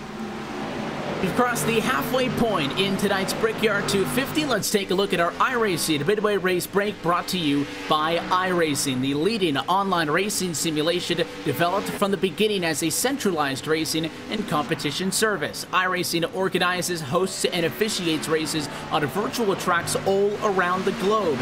And in the fast-paced world of esports, iRacing is your one-stop shop for online racing with officially sanctioned series by the likes of NASCAR, IndyCar, IMSA, the World of Outlaws, and and more. 40 laps to go the next time by for race leader Zach Novak. Started on pole position. He works right now with a 1.5 second advantage over Brad Davies, who runs in P2. Luza closing in on the back end, though, in third spot. Blake Reynolds fighting with Michael Conti for 4th and 5th, but so far no change there. 6th position, and just behind them is Ray Alfala. Jimmy Mullis a little bit further back in 7th. He's fighting with Matt Busa, who rides in 8th position right now. Alex Bergeron is 9th, and Taylor Hurst rounds out your top 10. Corey Vincent is the last car on this front train before you start getting into a very spaced out run here. Brian Schoenberg, he's riding in 13th position. Brian Blackford, he's the start of the next train as he's back in 14th position. Casey Tucker started in 40th position. Well, he finds himself up in 15th. Ryan Lowe, though, is in pursuit, who started in 39th position. So those two having a very good day here at Indy. Trey Edson, he's in 17th position. Brandon Schmidt, Kenny Humpy, and PJ Sturgis round out the top 20 here at Indianapolis. Just taking the spot from Mitchell Hunt is Dylan Duval. Duval moves to 21st. Mitchell Hunt is back to position number 22. 23 is Chandler Krizik. Will Cooley loses a spot to Christian Chalner, so Chalner 24th, Will Cooley 25th. Marcus Richardson in position number 26. David Rattler all the way back to 27th after starting in position number 4. Kyle Putz, involved in an earlier incident, runs 28th. Phil Diaz in 29th, and Timmy Hill completes your top 30. 10 seconds back in 31st position is Joe Lottarello. Jake Sturgis is behind him in 32nd. Jake Nichols 33rd. Tyler Hill in 34th. And Bobby Zelensky in 35th position. Final driver on the lead lap is Michael J. Johnson. He's 44 seconds off of the top spot. Means that he's going to be at risk of losing his lead lap status very shortly. Then, well, everybody else is out of this race. If you're not on the lead lap, you're behind the wall, because Chris Shearburn in 37th is 16 laps down and still stationary on the pit lane. That car may not be coming out on track. He got 38th, Adam Gilliland. I'll give him this. He is out on track, but 27 laps down. If Shearburn doesn't go back out on track, he could jump up to 37th. I think that's about the best that the gate can hope for. Behind him, Alan Bose is out of this race, though, in 39th. Byron Daly is 40th position, with Justin Bolton 41st and Logan Clampett in 42nd to round out the field. So look top to bottom at your iRacing Midway race break. For more information on the wide variety of sim racing possibilities online, you can go to iRacing.com and sign up today. For a limited time, there's a couple of exclusive promo codes if you go to iRacing.com/World of Outlaws. If you're looking at getting a first-time iRacing membership as the caution comes out, you can get a 1-year subscription for over 50% off, or you can get a 3-month iRacing subscription for less than $5. That's valid on new iRacing memberships only. And again, that's at iRacing.com/World of Outlaws. Problem on this one, between the 3 and the 42, Dylan Duval and Brandon Schmidt. And that one may have been avoidable. We're taking a second look at it, Cam. There was contact into turn 1. Schmidt on the inside of Duval tagged him, got the spot. 42 Duval came back and tried to let him know that he did not appreciate the contact before, except that that piece of contact spun the 3 out. Yeah, and it was a bit of a door bang going into 1 there. He had to really recover, the 42 did, and I don't know, maybe he was trying to cross over, maybe just trying to force him just a little bit up, but you know what, this ain't New Hampshire. When that happens, things can happen, and if Brandon Schmidt didn't hustle on the brakes and there was a couple more cars coming, he did end up parking that car right on the racing line, so that was a little bit further up the field. I wouldn't have been surprised if that would have collected a couple other cars. But you know what, though? Brandon Schmidt, he's able to keep that car in one piece, no problems. He's just going to find himself well back behind the field. So another run going to be stopped just a handful of laps shy of green flag pit service. Means that we're expecting everybody to come down to the pit lane this time as we pace that lap number 64 of 100 on the night. Novak, Luza, Davies, Alfala, Conti, top 5 going to be the order. Expecting them all to come down pit road. Yeah, we'll see who can get off a pit road first. And I don't think, unlike the last caution flag where we had a caution in between the first couple of green flag pit stops, I don't think we're going to see anybody stay out and necessarily gamble. It's been a while since these drivers have been down on the pit road. The pace car is very lonely out on that racetrack as Novak, Luza, and the rest of the field come down pit road. We'll see who has the fastest pit crew and can get their car out first. Down the pit lane they come. Everybody from up front is pitting. Adam Gilliland get a takeaway by. Now he's only 26 laps down, as we noted him at the Midway race break. Race leaders into the box, though. Novak got that long trip all the way down to pit stall number 1. Clean entry for him. Now Fowler, who overshot the box last time, is clean into his stall. As always, right side tires going to go on board first. Looks like the guys up front wanting to go with 4 tires at a fuel. That's probably going to be the call for everybody in the field. Drag race off of pit road. Novak is going to be second. Bobby Zelensky, first driver off, did not come down into the box. He must have missed it. Running back in 35th position. Would find it strange that the intention would be to drive straight through, but Zelensky does not take service. Novak is the first driver off with tires.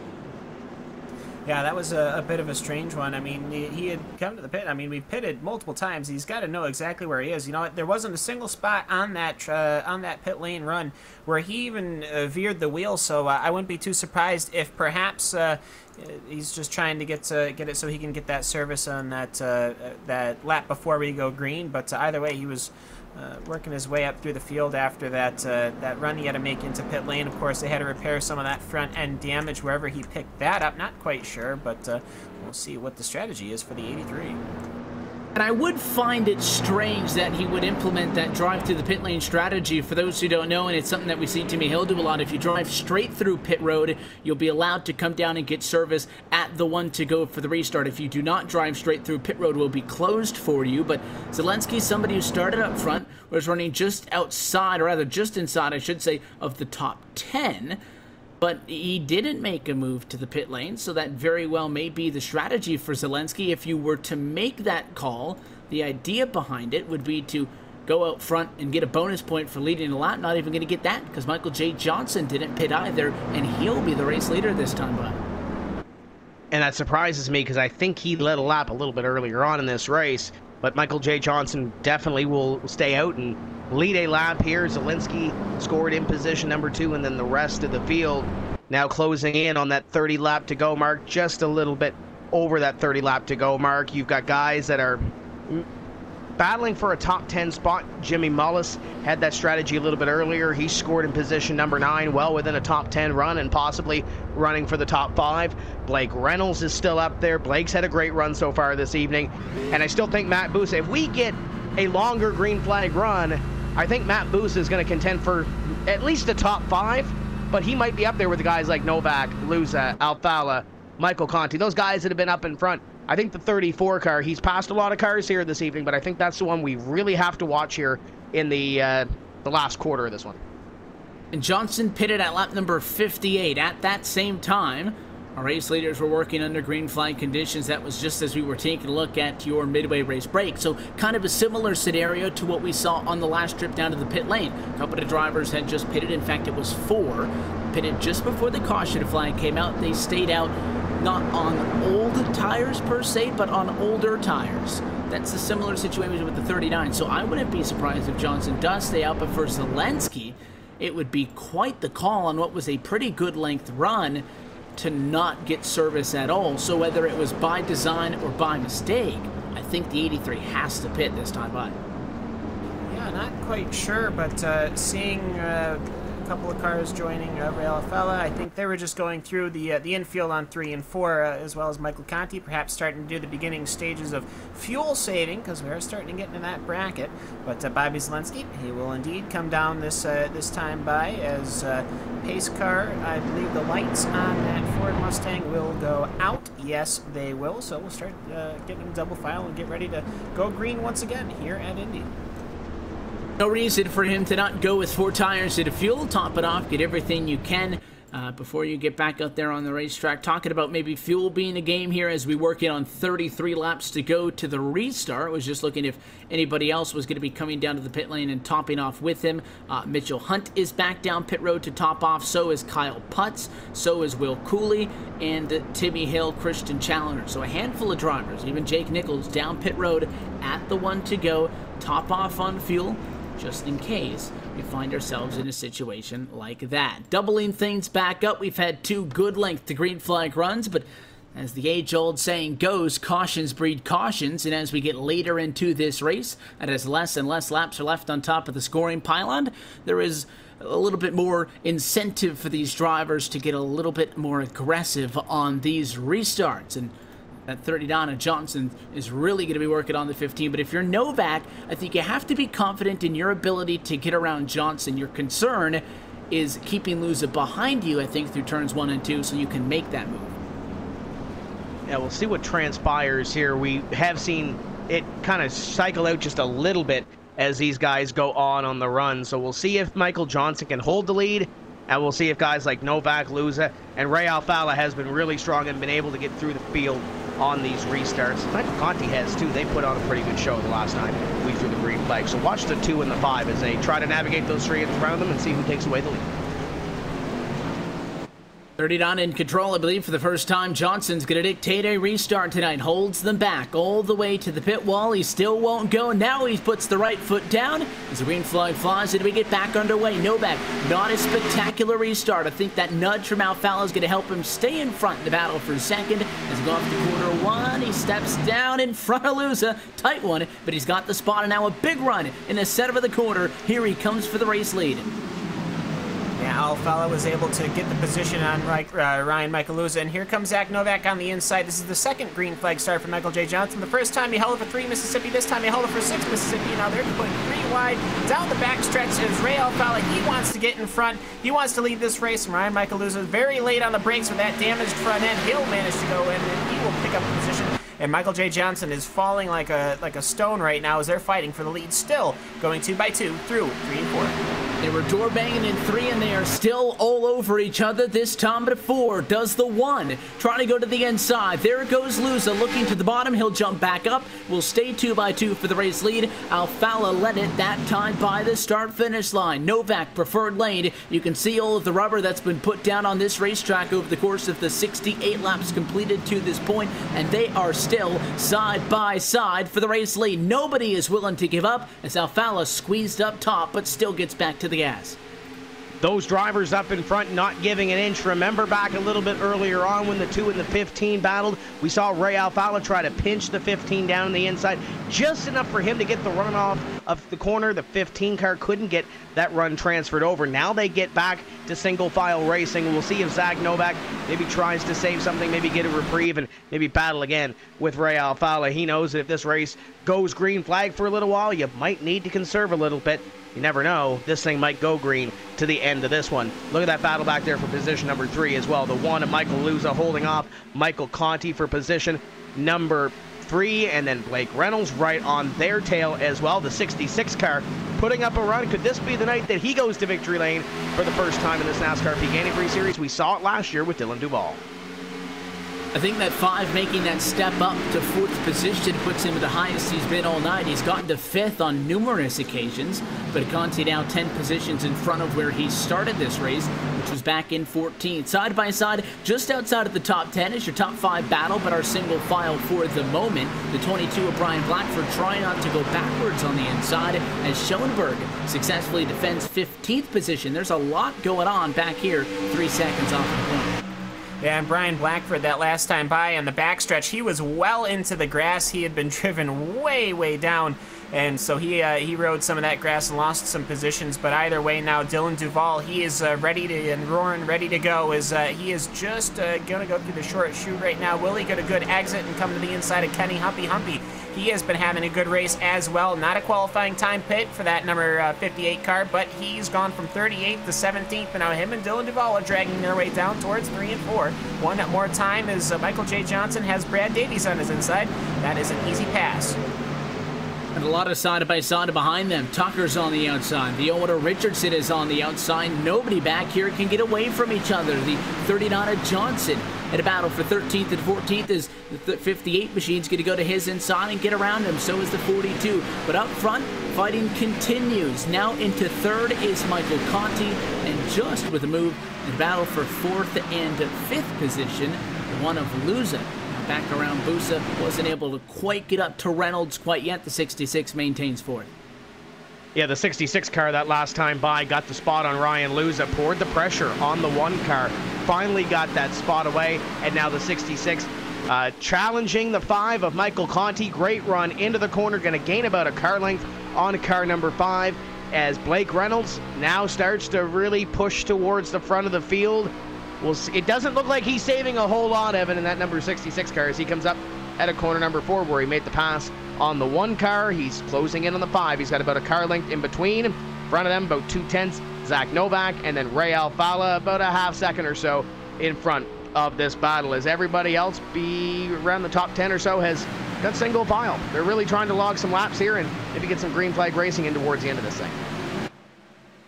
And if the objective is to get to the end of this race on this run, and 66, as you noted, has no intentions of conserving anything. The top 4 are all within 0.8 of a second of each other. There's good fighting going on a little bit deeper into the back, though. 17th position, Dylan Duvall in the 42. Caution going to come out, though. He'll let out of the gas. There's issues on the back. I believe it's with the 22. A couple of drivers slow. It looks like Brian Blackford has found himself in problems.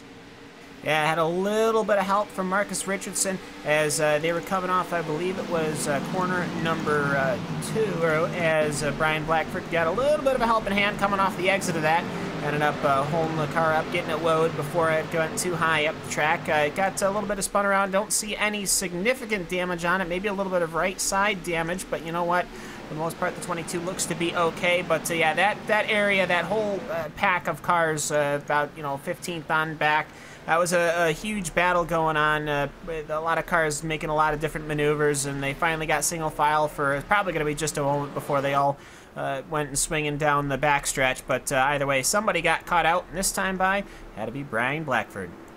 And it's hard to tell if it was the 22 who thought he was clear and the 01 thought he was clear, because when you looked at the replay, it looked like the 01 of Bashida Richardson moved up on the 22, but obviously that's just because he's coming off of the corner. He's following the same line as the 94 and the 3 and the 28, all the guys single file in front of him, and they just tried to get single file, and they were just not clear by the slightest of margins.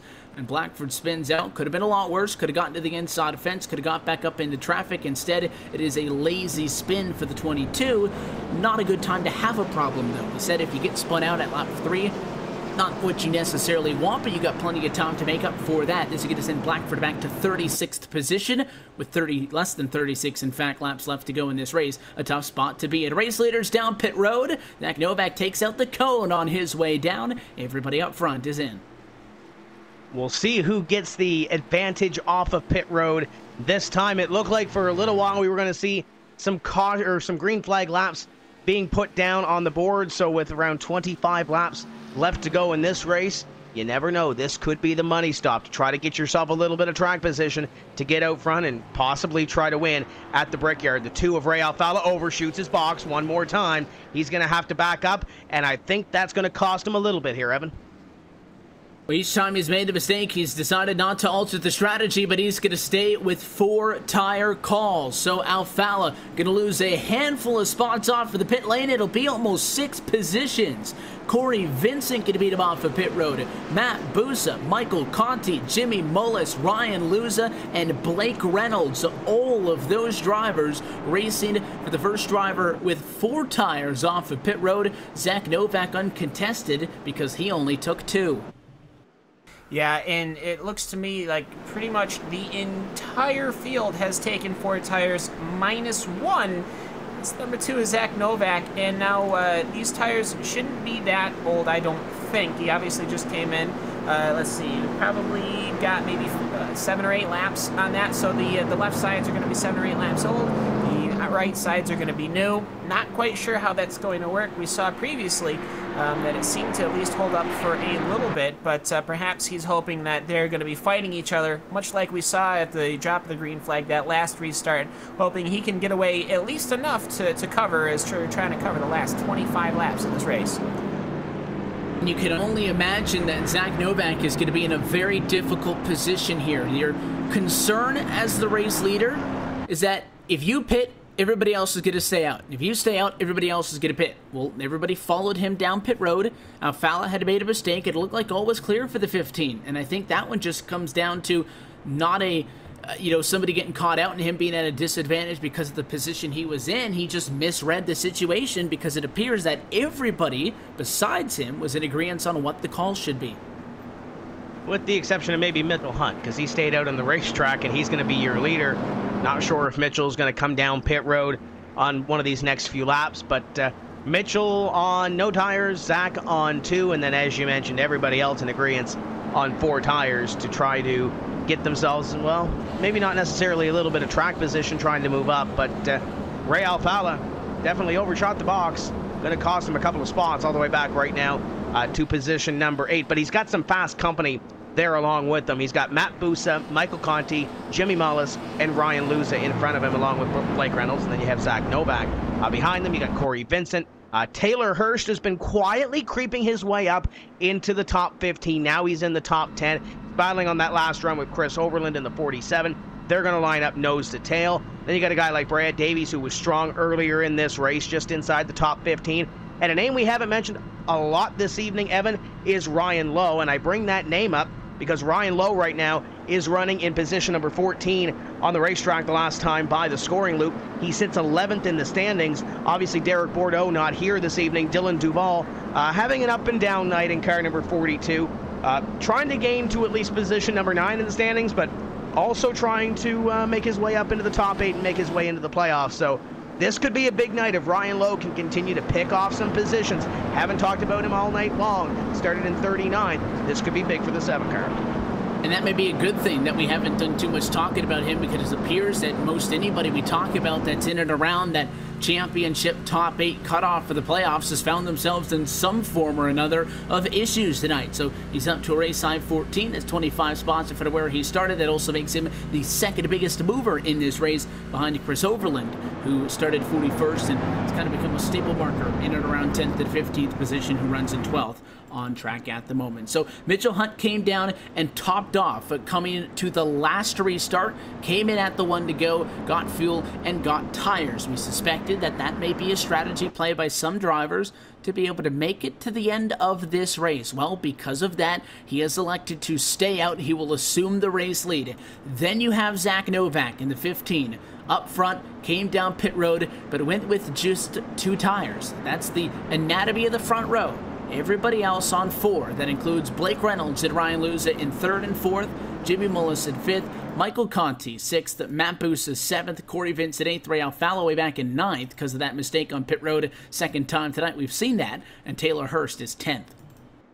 Yeah, if there's one chink in the armor when it comes to that number 2 Ford Fusion, it seems to be pit stops sometimes. Sometimes he's right on the ball and he does an entire race, no problems. But some races, it just always seems to come in bunches, and this seems to be one of those races. And now he has got to sit here, one of the more tougher tracks to end up making a pass on, especially when everyone has tires, and he's got to figure out how am I going to move my way through the field. Well, we'll find out as we're about to go back to green flag racing here at Indy.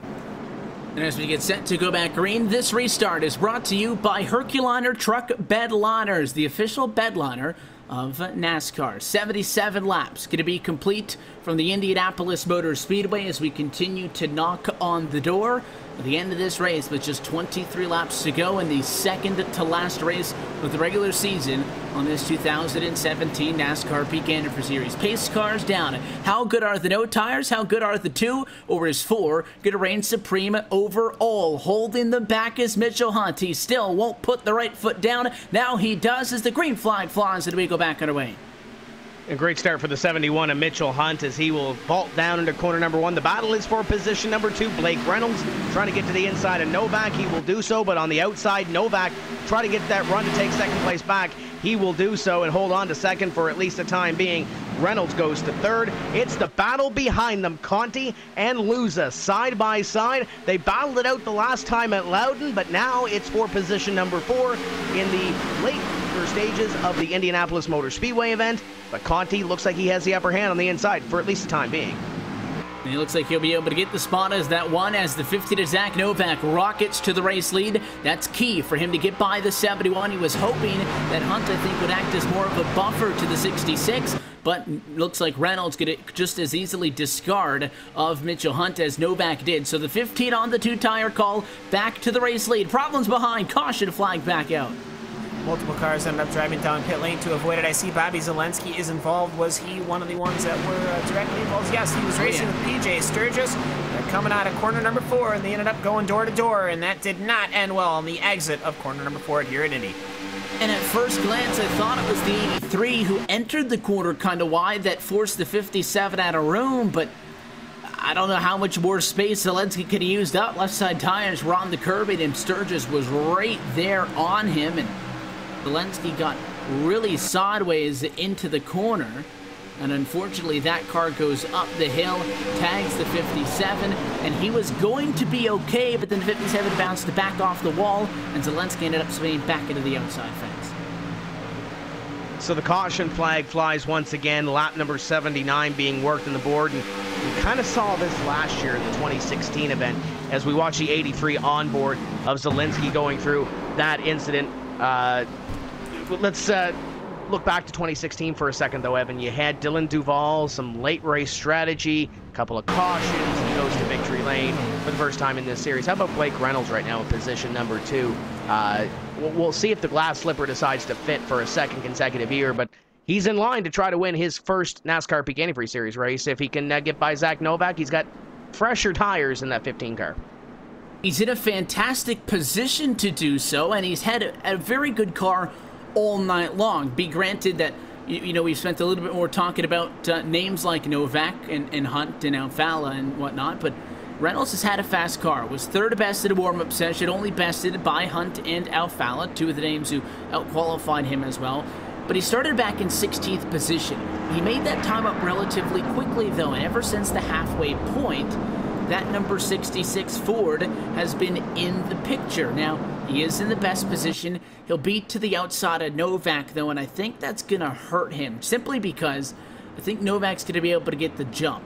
And the problem with the position that he's in now is he's going to have Conti most likely either side by side with him or right on the bumper as they head off to corner number 1 and then 2, and I think that'll put the 66 in a tougher spot. I'm sure Blake Reynolds would have much rather not had that yellow because he was closing in on Novak and he didn't have somebody with also 4 tires right on his bumper. Now, though, he'll have to go through a restart. I don't think either first or second really wanted to see a yellow. No, not at all. I mean, Novak, I think he was pretty happy with where he was. Blake Reynolds, it took him a little bit to get the run started, but he had a pretty decent gap between the rest of the field behind him. But either way, though, Michael Conti, on the other hand, well, perhaps redemption. New Hampshire didn't end the way that he might have wanted it to. But either way, we'll see. Also, frankly, for Ray Alfala, who's sitting a little bit further back. And where's going to be Matt Busa in all this as well? We saw him in the middle section of this race. Now, granted, he had newer tires, but he managed to work his way through this field. Can he manage to work the traffic here at Indy? But either way, a lot of questions. Not that many laps to go, however. I mean, unless we keep pulling out these yellows, hopefully we won't see that. We can get a nice, good green flag run to the finish, because I think nothing can be is more intense as driving around this place doing 200 plus miles an hour on tires that are starting to get a little old.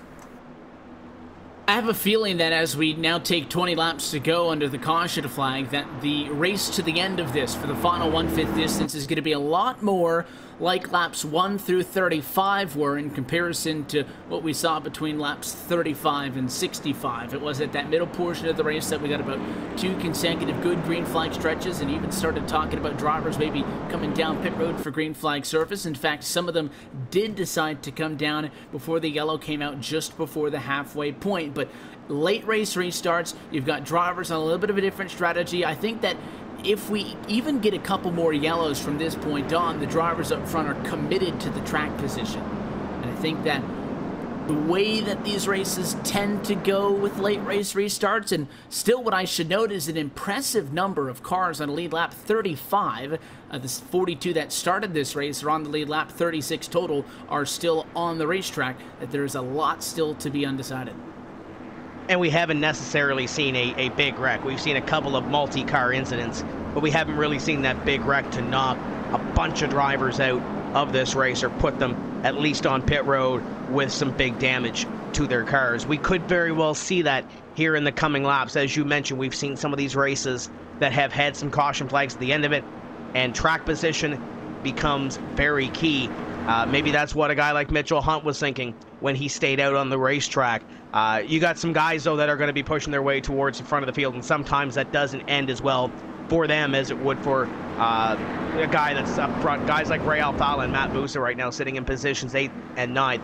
They've both had really fast race cars here this evening, but they also do not necessarily have a whole lot of track position right now, because as these laps click off, we're running 3 to 4 laps under the caution flag. We get another quick caution after a lap or two of racing. You don't have a whole lot of time to really make up your track position and make up your spots going towards the end of this race. So Zach Novak, Blake Reynolds, albeit Novak on 2 tires compared to the rest of the field on that last stop. He's got a good track position. He's got a good game going here as the lights go off atop the pace car. Blake Reynolds has been quick. Michael Conti has been quick, but they also do have a little bit of track position compared to some of those drivers outside the top 5. And track position, I think, is really the only thing Zach Novak's got going for him. Again, at a tire disadvantage on even tires, it's tight.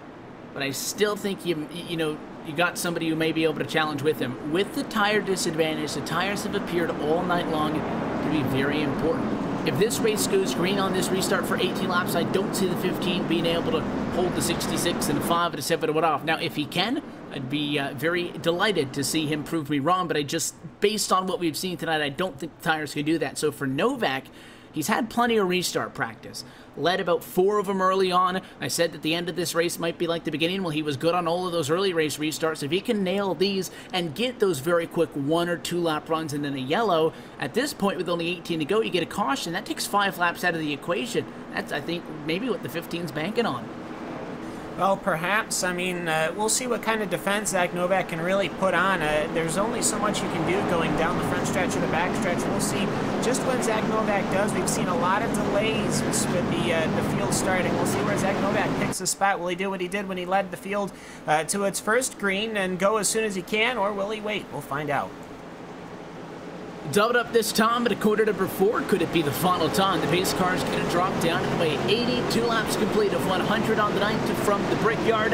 Zach Novak and Blake Reynolds going to come side by side off of the front row. Pace car going to drop down. When does the 15 let them go? He'll hold them back for 2 seconds. Now 3, puts the right foot down onto the loud pedal. Green flag flies, and we are back underway. He'll cross the yard of bricks with a car length advantage to the 66, but do we see a fight for second? Here comes Michael Conti to the inside, looking to get P2, can't get it. Reynolds, great defensive line up top. Mitchell Hunt in the 71 had a scare there, trying to get down below the 1 of Ryan Luza, trying to clear himself, and he almost ended up going for a ride down to that first corner. Now he's got the 10 on the inside and a few others as they continue to go there. Battle for the second place position up in front. Michael Conti to the inside of Blake Reynolds. Conti is on a roll, trying to put Loudon behind him from a couple of weeks ago and trying to get that win. Right now, so far so good, looking at second and trying to reel in Zach Novak. I always say that if the point in this race at which you're going to peak, and when I say that I mean get to the highest point that you get all night, might as well be at the end. Michael Conti now at a race-high P2 in that peak for diffusion. Does he have enough still in the tank to get up those 0.3 of a second to Zach Novak? Reynolds behind 3rd, Luza 4th, and Alfala has done a good job of recovering off of the mistake the last time he was on pit lane, which sent him back to 9th position to work his way up to 5th spot. Looks like Reynolds a little bit slow that time, but a 2 may be under attack by the 1 shortly, but Zach Novak holding strong in the race lead. His lap was faster than Michael Conti's, but Michael Conti also made up a position that last time by. Now everyone's single file pretty much the entirety of the first group. Massive gap between Jimmy Mules in 7th position and Chris Overland, who has managed to find himself in 8th position, as there's just still 2 by 2 by 2 fighting for the rest of the field. If something's going to go on, it's going to be right there as Matt Busa ends up giving a nice little shove to Ryan Lowe going down the front stretch as they work their way towards corner number 1. Will they go in 3 wide? No, they will not. They'll straighten themselves out, but not that far back. There is 3 wide action going in between Kenny Humpy, Brian Schoenberg, and the car of Mitchell Hunt, but either way, back to the front. Zach Novak's just holding itself, and he's holding it pretty easy. That last lap time, 49.6, compared to Michael Conti's 49.6. He was just 3/100ths faster, so Novak is doing a good job, and Conti can feel the pressure from Reynolds. It has not been a 2017 season to remember for that 5 team of Michael Conti. So far to this point in the season, only 1 finish inside the top 5. still looking for a trip to victory lane on the calendar year. Starting to pull just a little bit off of the 66er Reynolds. 15 laps to go this time by, and I think he made up just a little bit of time. That lap last time by 0.3 of a second. This time knocks it down by about 5/100ths. So close it in the slightest bit, but that's not a quick enough rate. And he did pull away a little bit by Blake Reynolds that last time and got a very excellent corner exit from corner number 4. If he can continue to do that and try to make up a little bit of ground on Novak and possibly pull away from Blake Reynolds, it might be good for that number 5 car of Michael Conti, and Blake Reynolds in position number 3. He's got about a car length or so on Ryan Luza. So yes, everybody from second on back is pretty close, but they also have a little bit of insurance. We'll see what Michael Conti can do here at a corner number 4. The last time by, he was a rocket ship here off this corner, and he'll do so once again. It looks like he'll try to pull away a little bit from Blake in that number 66 car, but as we mentioned, Zach, Novak getting a little bit smaller in the windshield of that 5 car. 3 wide deep in the pack with the 33, the 71, and friends. That one's back for about 21st, and there's contact, the 24. Edson is into the outside fence. Caution will come back out. Yeah, Trey Edson, he had found himself up ahead of the field earlier on, but ever since then he's been back in the 20s. He ended up pulling in front of Mitchell Hunt, and then he woed right on the brakes as soon as he did.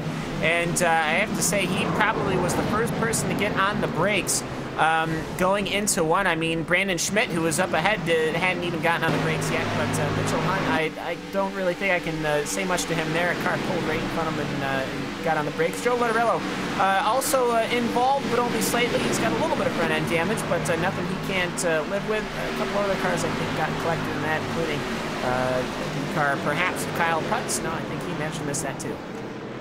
And I think that just comes down to the 24 didn't want to be 3 wide, so he wants to pull in line.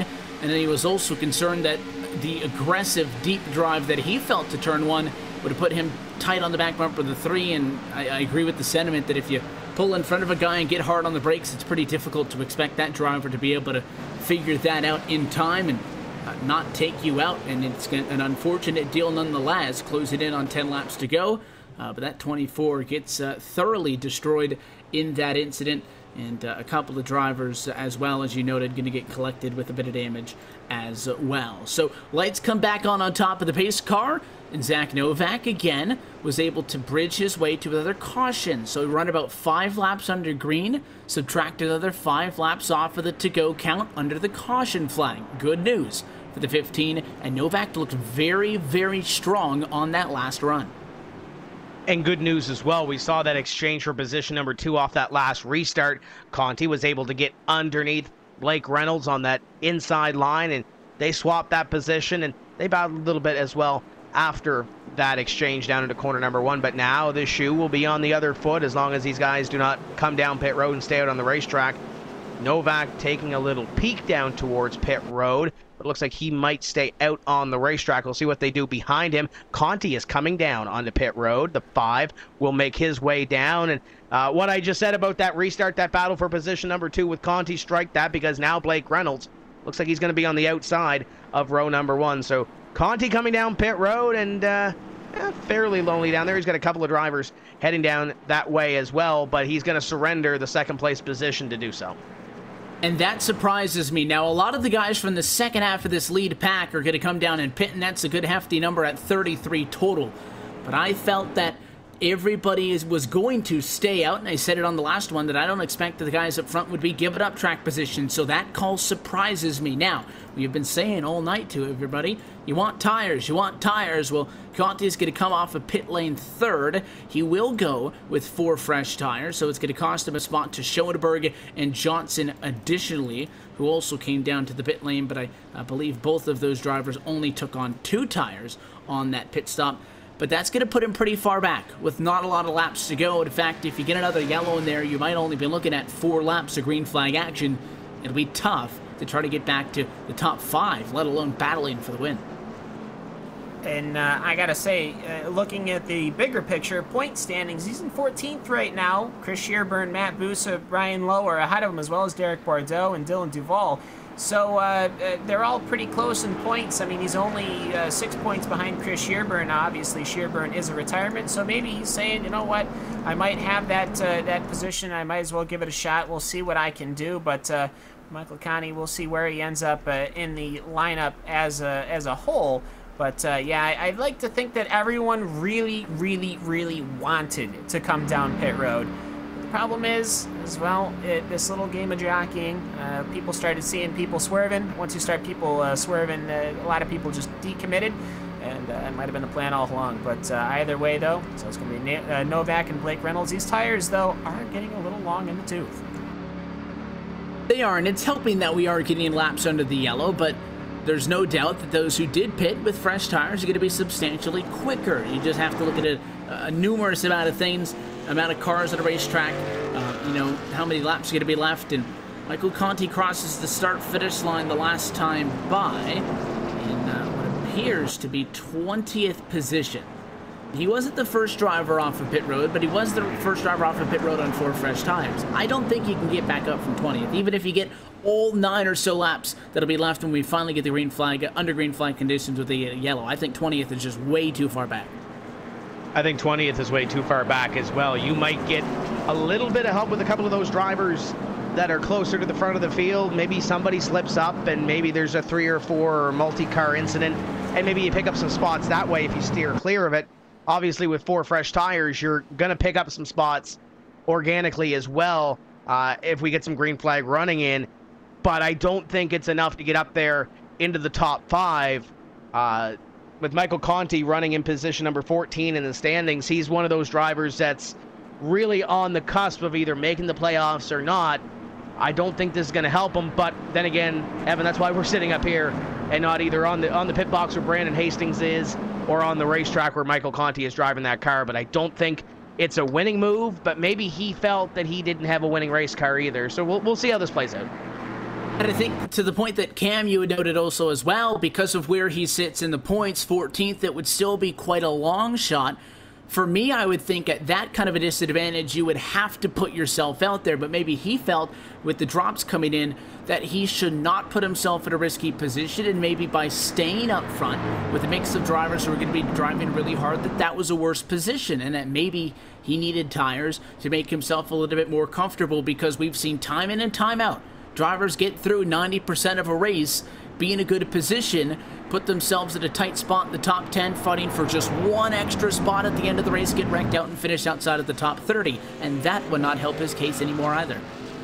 No, not at all, but we've seen incidents happen pretty much throughout the entirety of the field. I mean, we've seen incident early on between Logan Clement, Justin Bolton. I think they were running top 5, and then you've had incidents in the top 10 and top 15, top 20, so it's going to be difficult to try and predict where an incident might happen, but you know what? Gloves, I think, are formally off. We're going to have 9 laps as the pace lights are out on the pace car, but either way, for Zach Novak, it's going to be pretty risky business for him. His left side tires pretty worn down. I think they've got probably maybe 20 green flag laps, whereas his right sides maybe have, I think, maybe 18 or 17 green flag laps. We'll see what they can do as they come to the line this time by. Took less than 10 laps to go the last time by. The restart will be with 9 laps to go tonight for the Indianapolis Motor Speedway. So as we work into what could be the final restart on the night, I want to let you know that this portion of tonight's broadcast is brought to you by Blue Def, the official diesel exhaust fluid and DEF equipment of NASCAR. So one more time at minimum. Quick caution flag means that we get to do the dance all over, but if we get to 5 laps to go or less, and then a caution were to come out, that would not give us enough time to restart this race. It would end under the caution flag, just as it did one season ago when Duval took the checkered flag here from Indianapolis. The pace car going to go down. Novak still working on the 2 tires versus the 4, but he looked strong on the last run. Restart here is going to be critical for him. Watch Reynolds and lose a battle for second behind him if that 15 is able to get off and get away. The pace car drops down. There goes the 15 of Zach Novak. Green flag flies. 9 laps to go from the Brickyard. Reynolds got a great jump on that outside, but Ryan Luza once again occupies that inside position. And look at Jimmy Mullis. What the start that Jimmy Mullis got. He's up to position number 5, trying to poke that nose to the inside of Alfala. Can't get the run, but Ray is all over the back bumper of Blake Reynolds. The one of Luza to the inside. These Fords are going at it for position number 2. It's all behind Novak as they run down the back straightaway. Look at the run the outside gets. Reynolds goes there, and Mullis thought about 3 wide. There's a block. We got the 66 around. Reynolds gets turned. The caution is going to come back out. Ray Alfala is involved, and it is a mess down the back straightaway. Still wrecking to quarter number 3 as we were waiting and waiting for that to happen. And at lap number 92, no longer as lucky as we were earlier on in the evening. That battle for second was great news for Zach Novak, and the 66 had finally got around him, and I was watching the 40 and the 1. The 40 tried to go to the bottom, Luza blocked him, but instead it was the contact between Alfala and Reynolds that hooks the 66 into the wall. Alfala then gets tagged and spins out to the inside, and that was just to start a whole mess of cars piled in further down the racetrack in the center of turn 3. I held my breath the entire time I was watching with Blake Reynolds. I have to say, outside of the initial contact, not a single car in the entire 40-plus car field touched him. And then I looked out of his front windshield, and it was a parking lot. It looked to me like a couple of cars tried to take advantage of this by cutting down into the grass and not even going onto the brakes, but unfortunately cars that had already gotten on their brakes were starting to drift on down. And that started a massive incident. Didn't help that where the accident happened was right where an emergency vehicle on-ramp would be. And so, of course, the curved Armco bounced the cars back up onto the track. That just catapulted it from there. And there was a lot of heavy hits. The drivers, once they get down into the grass, it's very difficult for them to stop. The 12 was up against the inside fence. That's Alex Bergeron, and he bounced off, as you said, up in front of traffic. He got the 39, the 22, and just behind him, somebody else came bouncing back up the racetrack. That was the 11 of Davies, who got hit by the 94 and the 42. That collected the 3, and Tim, you said we haven't seen a big accident tonight. It comes with 8 laps to go, and again, I think another good situational caution for race leader Zach Novak. Yeah, there's a lot of good cars that were involved in this. The 12, as you mentioned, I don't know if he thought the grass was going to stop him or not, but he went into Dylan Duval, and as you mentioned, came back out on the racetrack and got a couple others as well. But, oh, by the way, Michael Conti in car number 5, he did a great job getting through this thing, at least the first couple of cars. He's on the outside. He slows up enough. He's got cars smoking. He's got cars spinning all the way around him. But Michael Conti makes it through that wreck. And remember we said before that restart that if he can get a wreck, multi-car wreck, to take out 4 or 5 race cars and could possibly put him near the front of the field, it might not be a winning move, but it might be maybe a top 10 move. And I think that's exactly what he got right here as he picked up a bunch of spots. And the other driver that really masterfully made his way through this, the 7 car, I believe, of Ryan Lowe, didn't get a whole lot of damage through this as well. And there's another one of those drivers that we talked about that, could possibly be vying for a win, trying to make his way up into playoff contention. And now he scored in position number 4. This one is far from over. And Ryan Lowe, when it counts, he's up there. Gonna have one more restart to try to make it happen. But as you mentioned, Zach Novak just got a sigh of relief because there's a lot of contenders that got swept up in that. And in the case of Conti, we were discussing, maybe why he decided to make that call to come to the pit lane. If he didn't pit where that contact was, he would have been right there. So he's able to jump up from 20th to 12th position on this incident. I'm sure he would have liked to get a little bit more, and that puts him just outside of the top 10. So, like you said, it may not be a race-winning move, but for that 5 machine, may have just worked out. It's kind of hard to compare to something that, you have no idea how it would have played out, but he would have been there in the battle for 2nd, 3rd, 4th, and 5th, where all that contact initiated. Could have just as easily been in the situation that Ray Alfala finds himself in, and that is junked in the closing laps. Alfala down pit road. Duval is down for repairs. So is Brad Davies. So is the 36 machine on the pit lane as well. So a lot of fast cars, a lot of top 10, top 5 cars all night long take it out in this late race incident. And all of a sudden, if you look from 1st through 14th position, only 2 of those drivers started this race inside of the top 10. In fact, it's Novak who's running first, and that's where he started, and Luza who's in second, who started in 6th position. But in fact, there are more drivers inside of the top 10 that started outside of the top 35 than inside of the top 20 on the racetrack right now.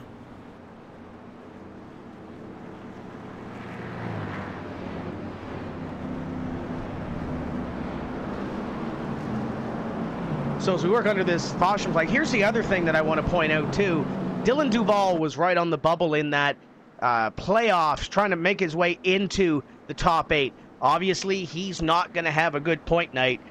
You look at Ryan Lowe. We talked about Ryan Lowe in the top positions. But how about the other side of that bubble? Yes, Zach Novak is leading this thing, but Christian Chalner and Marcus Richardson, there's two names that prior to this wreck were outside the top 20 and probably going to have maybe a top 25, maybe a top 30 night.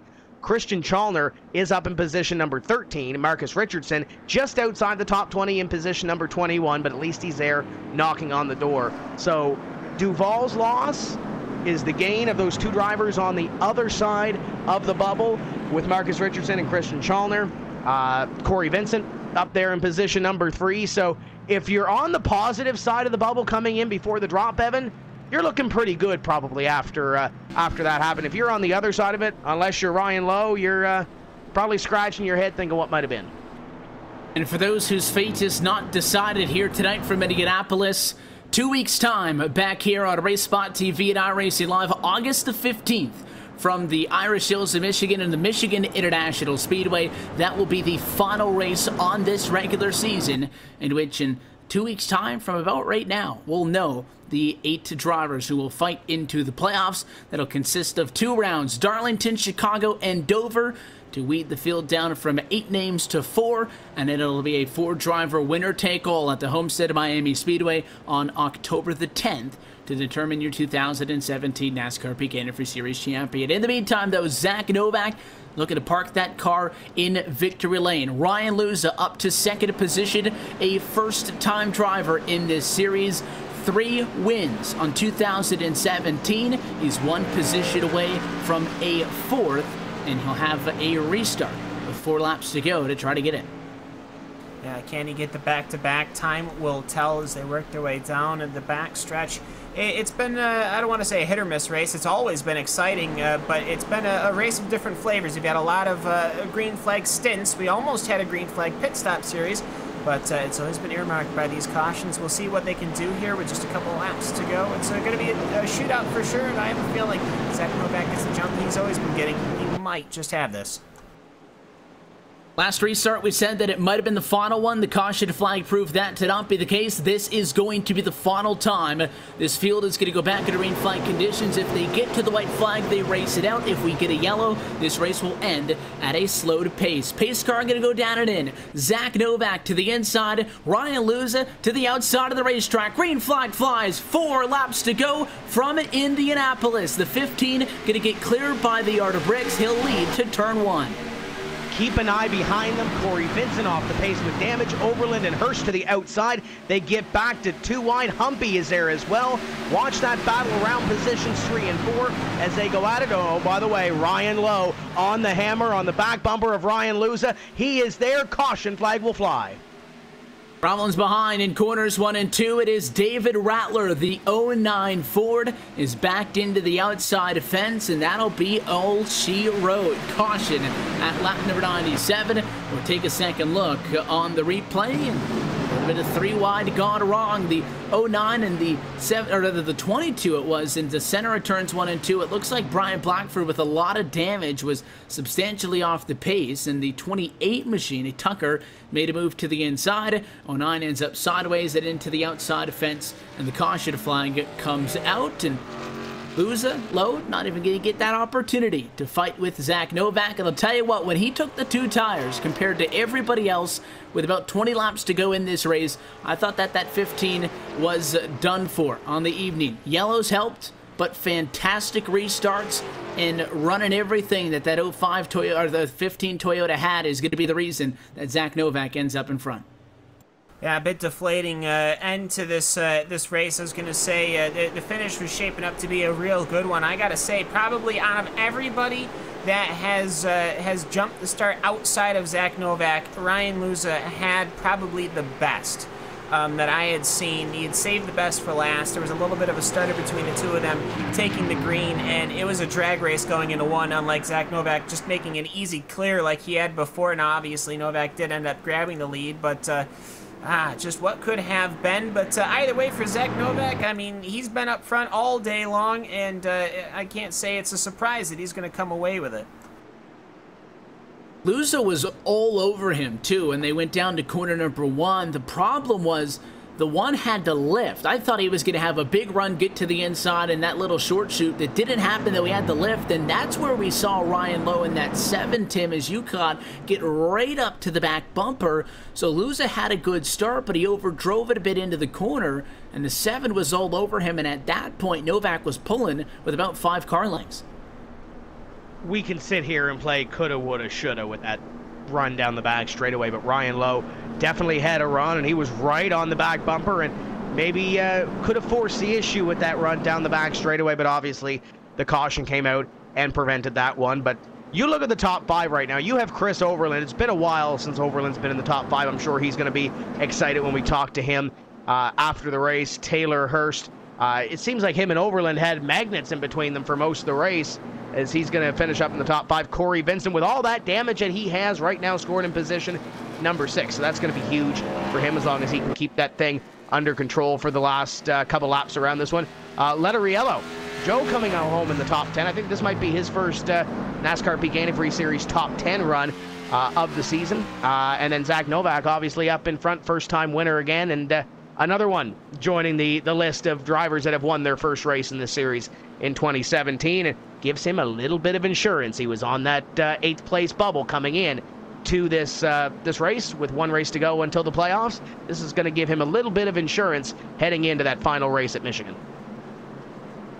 27 cars still pacing on the lead lap, many of which we're still kind of limping around with damage from that incident prior to this one. The caution that ends this race is really a 1-car accident, so nobody too affected by that one. But we saw on the restart, 22 was one of those drivers who was pretty torn up, but because of the so little amount of time that was left in this race, just decided that they were going to stay out on the racetrack and try to limp it home, and the yellow will kind of play into their benefit. For those who may have a smoked engine, though, and damage and are trying to get around the racetrack, you still got to come to complete lap number 100. We will take the white flag this time by Zach Novak, about 2 minutes away from collecting that checkered flag. And Tim talking about all the variance of the drivers up front and just how crazy this finish is going to end up being, Cam. As I had said on that 2-to-go restart, only 2 drivers inside of the top 10 started up inside of the top 10. There's more drivers who started outside of the top 25 up there. In fact, out of the top 35.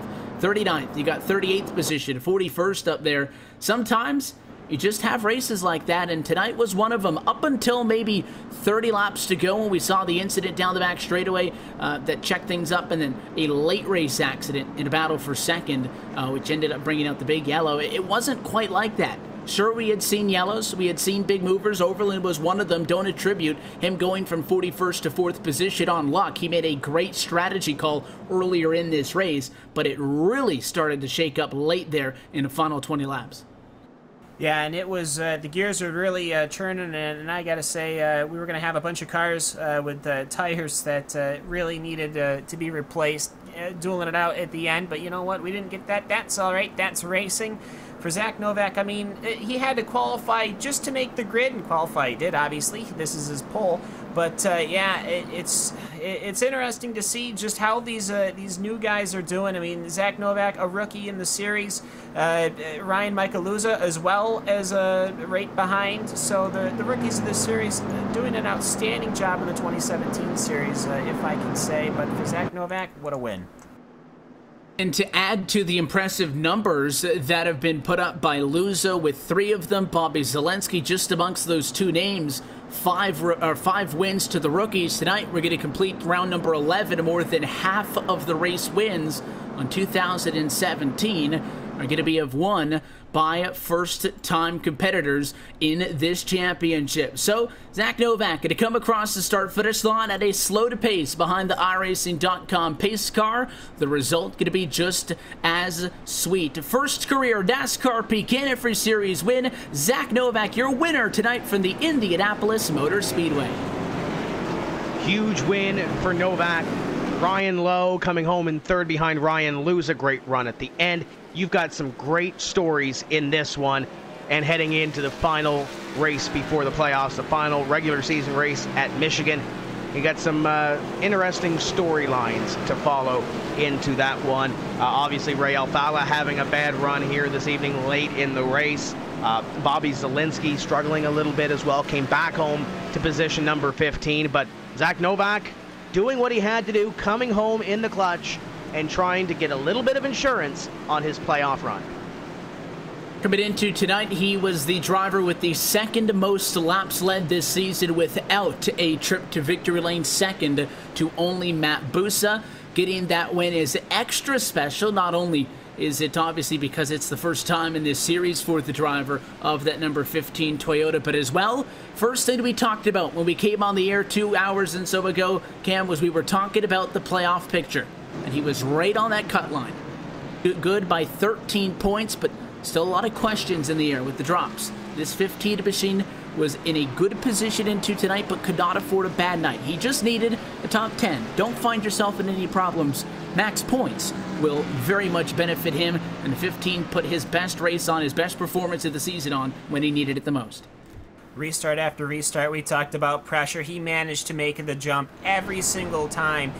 You know, Ray Alfala behind him, Ryan Michael Luza behind him. I mean, it didn't matter who you put behind that number 15 Toyota Camry as he's revving up that engine, getting ready to do burnout on the bricks. Yes, he will, and he'll light him up here at Indianapolis. But you know what? He managed to hold on to that pressure. He put on the performance that he needed to do. I mean, last week he ended up his race early, ended up 46 laps down. I think he had an incident with Logan Clampett. Well, here he is in victory lane this time by. Good win to him. We'll be trackside talking with him and the rest of your top finishers in just a little bit. First, let's take a look top to bottom at your RaceSpotTV full race results for round number 11. Zach Novak gets the win after starting on pole position. A lot happened in between those, starting up front and finishing up front. It's his first career NASCAR Peak Antifreeze Series win. Ryan Luza, solid result, almost goes back-to-back for a second time of the season. Good enough for P2 tonight with Ryan Lowe behind him in third. Chris Overland comes over to fourth position, and Taylor Hurst is in fifth. We'll be trackside with those 5 names momentarily. Corey Vincent gets a 6th place result. A good finish for Kenny Humpy, who started way at the back in 38th to come home in 7th spot. Joe Letterello, career high P8 finish. Michael Conti, shoulda, woulda, coulda, maybe inside of the top 5 late. Comes down pit road, is able to recover for a 9th place finish tonight. Just behind him, Matt Busa rounds out our top 10.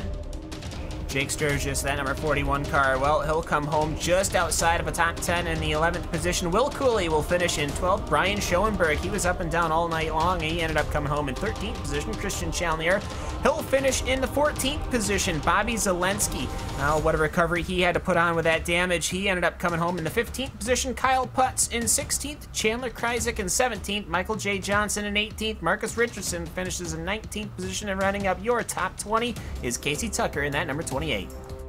Brian Blackford is in position number 21 after 100 laps at Indianapolis. The Hill brothers, Timmy and Tyler, next up, 22nd and 23rd. Blake Reynolds, what might have been 24th place on the evening for the 66. Mitchell Hunt in at 25th. 26th, Jimmy Mullis, after having such a great run here this evening. David Rattler, last caution flag of the evening, in 27th. Ray Alfala, 5 laps down in 28th.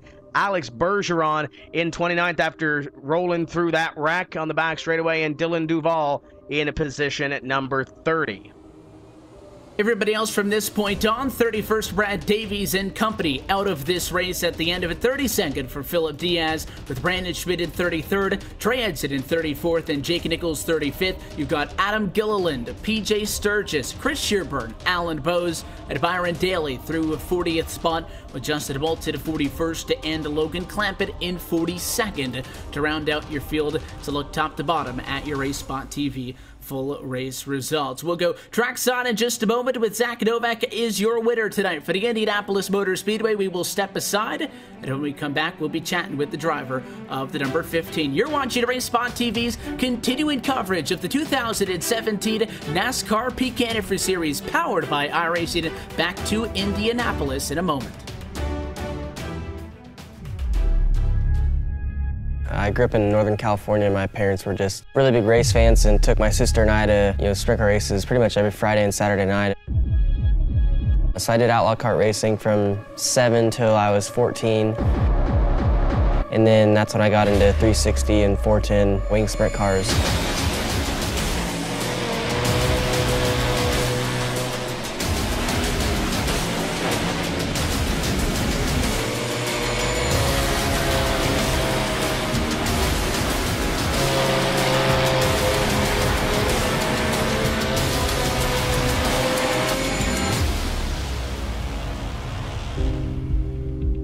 There's just something about dirt racing that's just, you can't get anywhere else. I enjoy going back to race them whenever I can. I get to run about 20 to 25 dirt races a year and try and put on a show every time I'm there. Battle for the lead. Kyle Larson to the inside of Shane Stewart. Slide job, no. Larson unable to complete the pass. He'll follow Shane Stewart down the back straightaway. Stewart makes the move to the inside of Craig Kinsler. Kyle Larson goes around the outside out of turn 4. You've got a new race leader. Kyle Larson from 9th leads on lap number 23.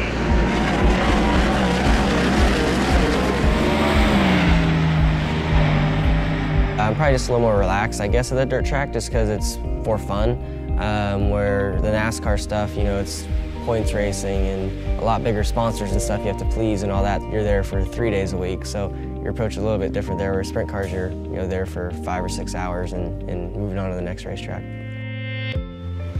So I've been on iRacing, I think, since 2009 or 10. Yeah, I remember, starting out, as a rookie on there, in the legends and the late models and stuff like that. And that was fun to, have to try and get your licenses up and stuff. But it's amazing to me how, now that I get to race on a lot of the tracks that are on there, how to the T, similar because of the laser scanning and stuff like that. So all the bumps and all the visual aspects of it are very good. So when I first got to K&N and then the Nationwide Series at the time, I would race iRacing all the time to learn as much as I could about the racetrack before I went to the actual racetrack to race. So to me, it's just for fun now. So I enjoy going on there. Actually, I don't enjoy going on there all the time because I don't win a lot. So it's frustrating to see myself struggle to run top 10 in an Xfinity race or something like that and get beat by Logan Seavey every time I run a sprint car. So the level of competition on iRacing is better than real life. You've got thousands of drivers on there that, a lot of them are probably better than the people you see on TV. They just haven't had the opportunities to make it, but can kick butt on there and you can spend all day long running thousands of laps a day, so you can get yourself, really good at it. So competition level is just unbelievable, really, on there. Everybody's been asking for dirt on there for forever. So when they announced it, I got really, really excited. And honestly, it's blown my expectations away. The cars, to me, drive really good when the track's hooked up. The visual part of the racetrack changing is amazing. How you can run some laps and see it start to get shiny, and then you feel it getting slick. Areas of the racetrack getting dirty, and then you get some cars run through there and it cleans off and gets grip back. It's nuts. The tear-off feature is really cool. Watching the wing move backwards and forwards. I run with the virtual reality headset too, so being able to look down and see everything, it looks extremely realistic. So yeah, it blew my expectations away. And it's only going to get better, really.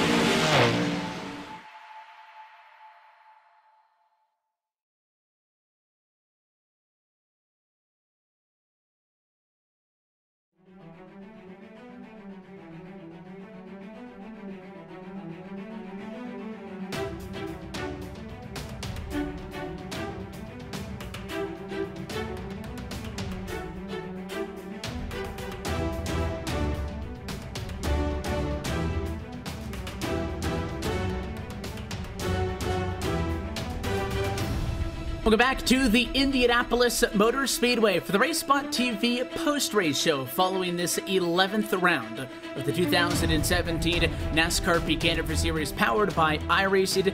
We've got a first-time winner. Zach Novak parks it in victory lane on a second-to-last race of the regular season. It's big for him in a championship picture, and we are going to go trackside now with the driver of that number 15 machine. Zach Novak getting the checkered flag. Zach, congratulations on this win. You guys started up front. There was no doubt that you had a fast car, but I'm going to be honest. You guys come down pit road, you end up with 2 tires. Almost everybody else took 4. It wasn't looking good for you guys there. You persevered, nailed a couple of restarts. The yellows didn't hurt late, and you end up on top when it's all said and done. Man, Evan, this is so great. I can't believe this. I knew we had a good car coming in. Keegan Leahy and Matt Bontempi do awesome jobs every single week, and I knew this track was special. It's definitely difficult to beat Ray there. He's so great at this track, and kept making mistakes. So once I got behind him, I was able to set in a groove, and then I got really lucky with all those cautions at the end. The 2-tire call was obviously planned. Keegan Leahy, the crew chief for tonight, called 2 tires. He thought it was our best shot to win. He thought that maybe some people would take 2, so he wanted to keep us out front, which I didn't really agree with at first, but it definitely paid off at the end. Of course, we kept ourselves out front and ultimately won this thing. The good news about when you win the race is you don't go back and kind of second guess all those decisions, because in the end they turned out to be the right call, because you end up being the first driver to cross over the yard of bricks and get the win tonight. There was a lot happening though start to finish. You guys start up front, you finish up front. The stat sheet's not really going to tell the story of all that happened in between. Differing pit strategies early in this race got Ray by, and it wasn't just him that you were fighting with. There was a handful of guys up there. They all of a sudden get taken out in a late race accident. Was that the moment that you really felt like you were going to have it, or were you holding your breath all the way through to that final caution, because you had 20 laps to go and it ended up being a handful of restarts to hold them off? But the 4 guys immediately behind, I guess 3 of them because Luza made it through, all of a sudden get taken out in one swing of things, and I have to imagine that eased the pressure maybe just a little bit, but at least some. Yeah, the pressure on the second to last restart was a lot bigger than the last one. I knew Conti was fast. I knew Blake was quick. I knew just about everybody behind me was faster than me, or could be faster than me, I guess. I made a mistake, and that last restart with so many people getting wrecked definitely helped me out a lot.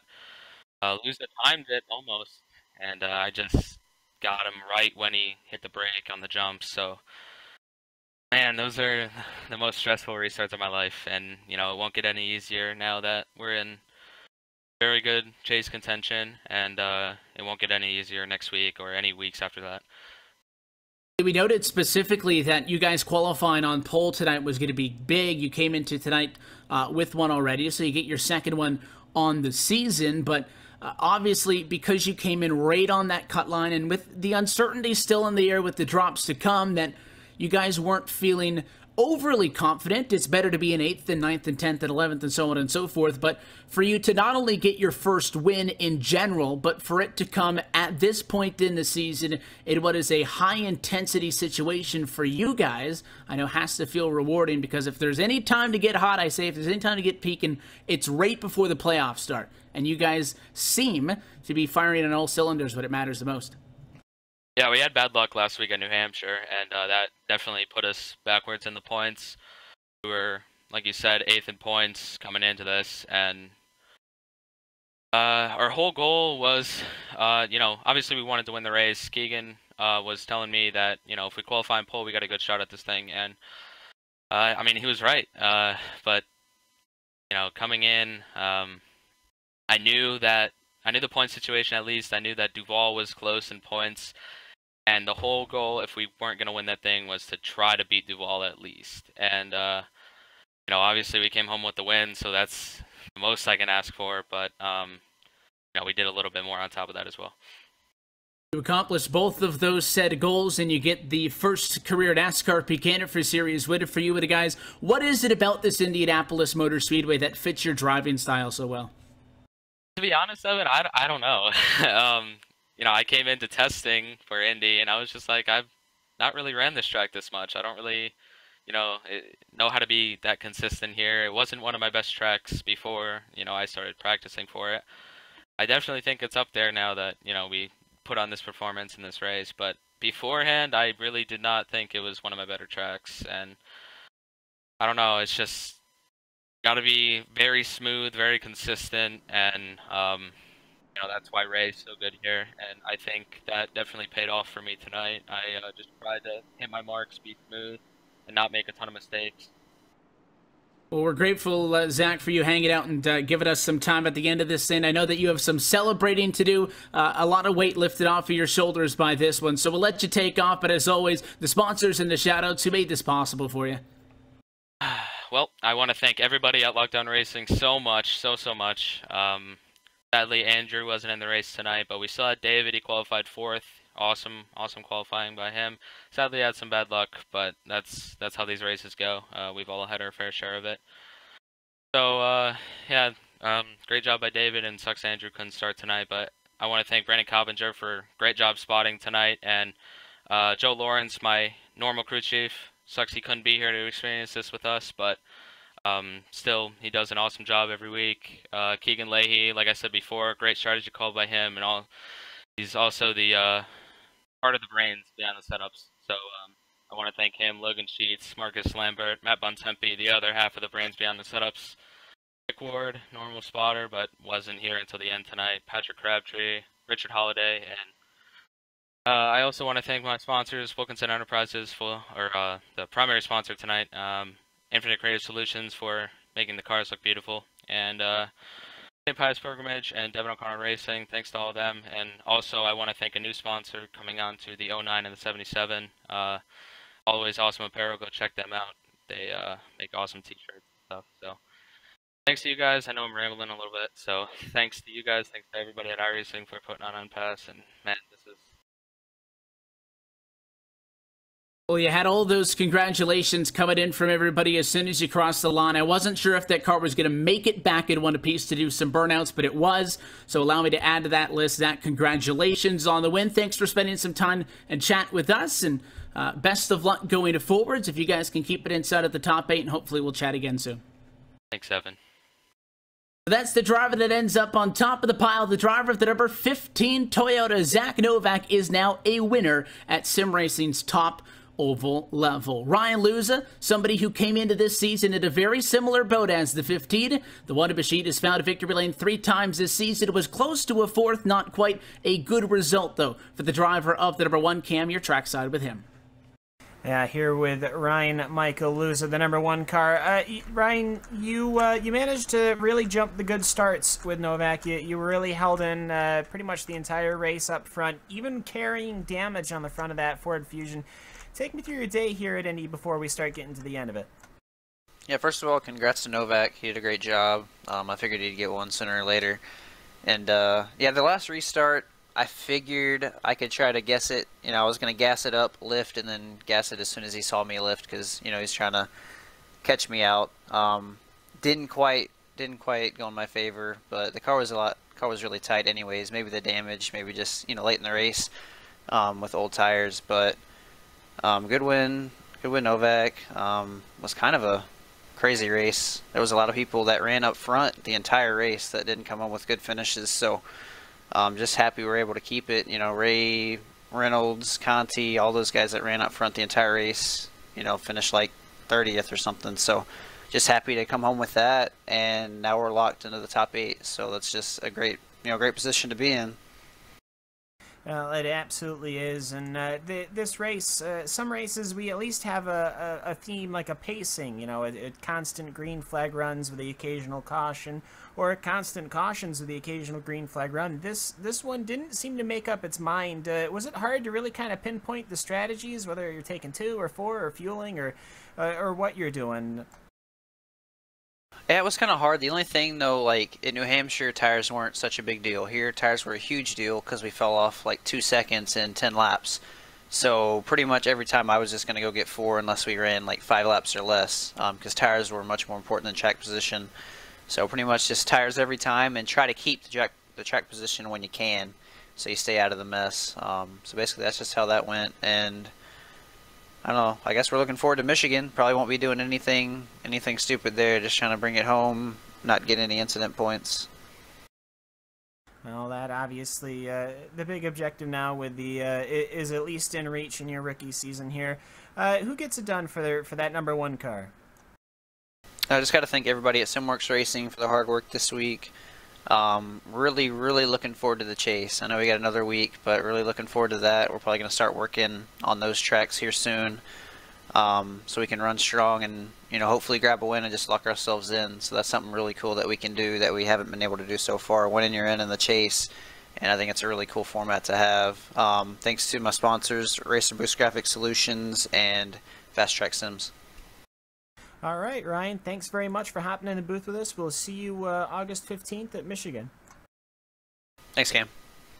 So that was Ryan Micheluzza, the #1 Ford, carrying a little bit of damage on that right front. Didn't seem to slow him down.